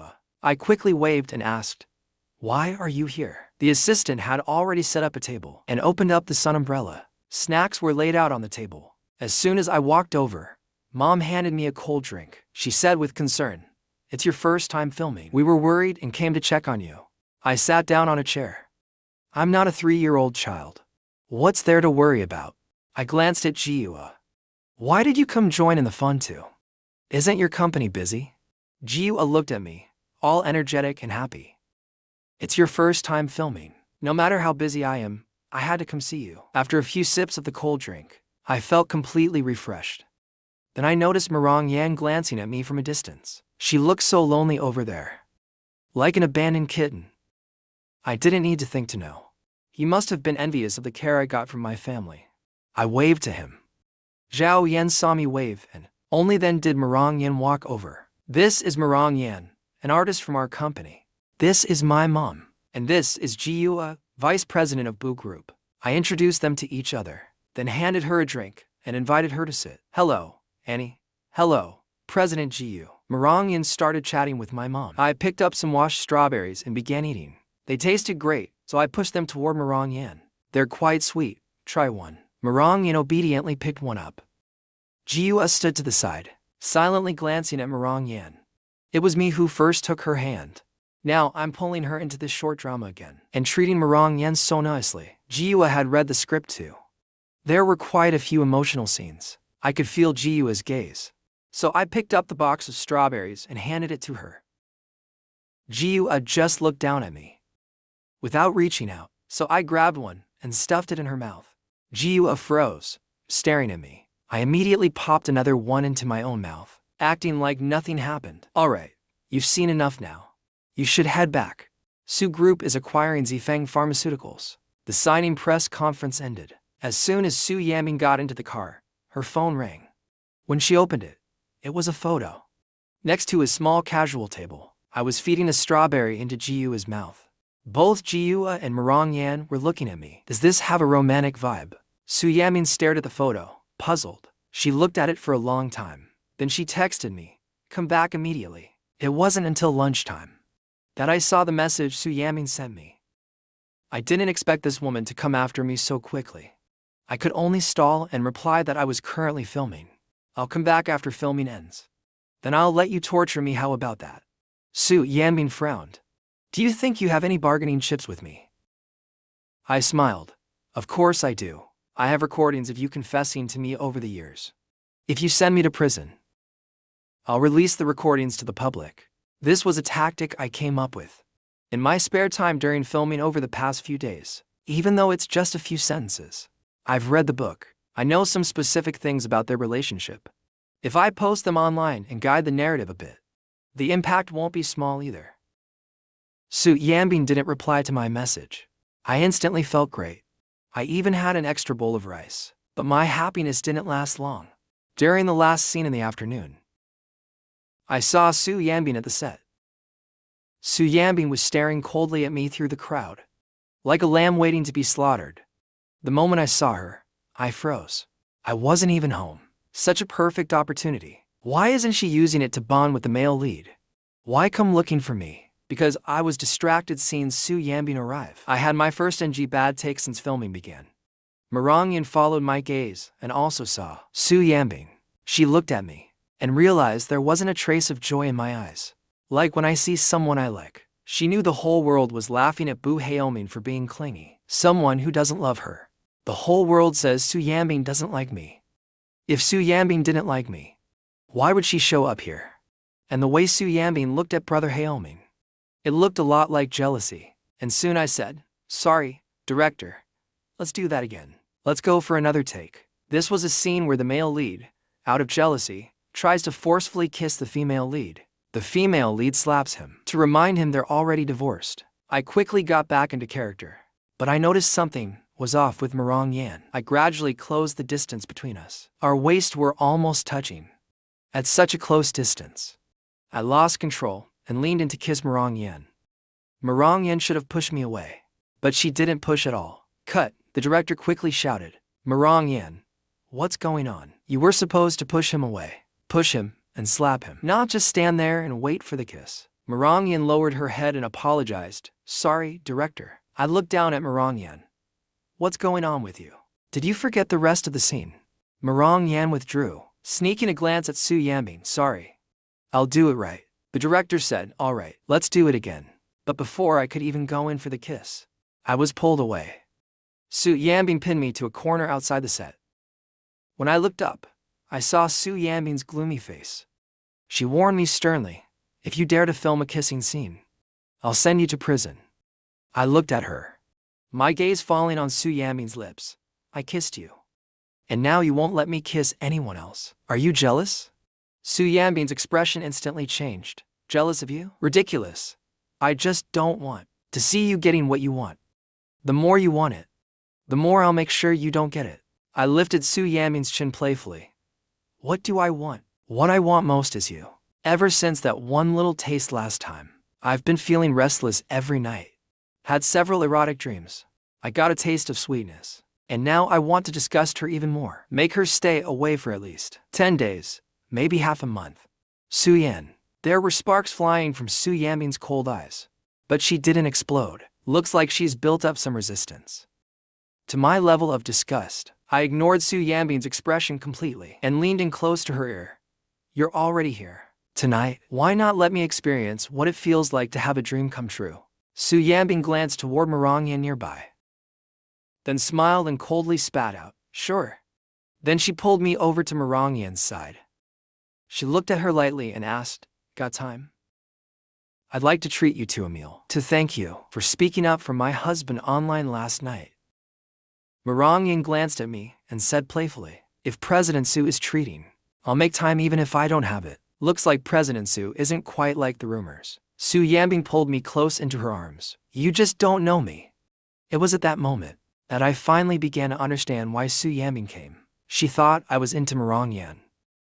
So, she came to ruin it. But isn't Su Yaming sacrificing a bit too much? Leaning into my arms on such a hot day. She might tolerate disgust, but I can't take the heat. I looked at the two people locking eyes. If you've got something to say, can you say it somewhere with air conditioning? I ignored their stares and pushed Su Yaming away to go change clothes. Half an hour later, in a private room at the hotel restaurant, I sat in the AC and ordered several of my favorite dishes. Then glanced at the woman sitting across from me. I asked, why aren't you two talking? Marangyan looked at Su Yaming, then glanced at the ice cream in my hand. Brother Haoming, is that tasty? You want some?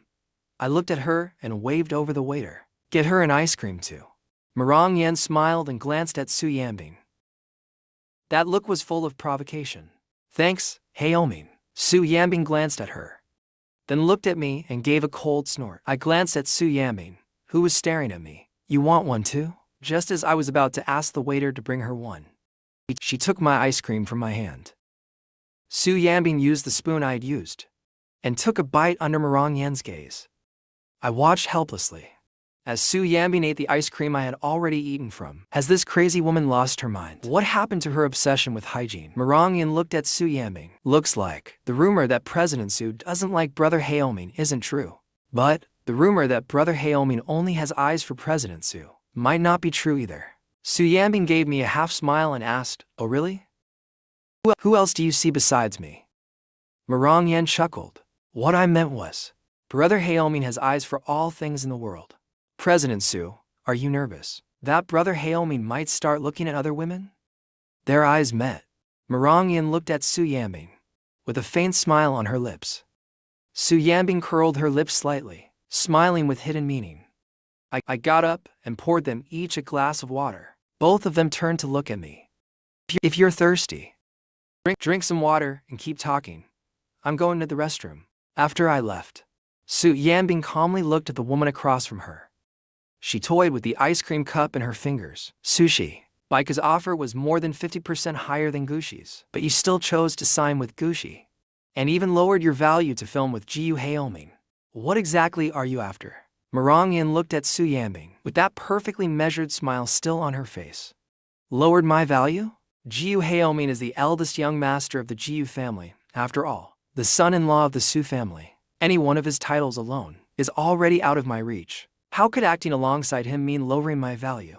Or does President Su also think her husband is as disgraceful as everyone says? If that's the case, why not just let go? I came out of the restroom, and the dishes were already served. Seeing the tension between them, almost explosive, I just started eating on my own, completely ignoring their nonsense. After a few bites, I noticed neither of them had touched their chopsticks. I couldn't help asking, aren't you too hungry? Su Yaming glanced at me twice. Then she called the waiter and ordered a bottle of red wine. Marangyan also picked up a wine glass. I'll have a drink with President Su. I quickly stopped Marangyan. You better not drink. We still have filming tomorrow. Su Yaming gave me a flat glance. There might not be filming tomorrow. I caught the threat in Su Yaming's tone. Compared to the recordings I had, her video evidence that could land me in prison was obviously more powerful. She must have already figured out how to counter my threats. I clenched my teeth, served her more food, poured wine, and handed her tissues. Honey, I know you can't bear to see me suffer. You don't want me working and filming.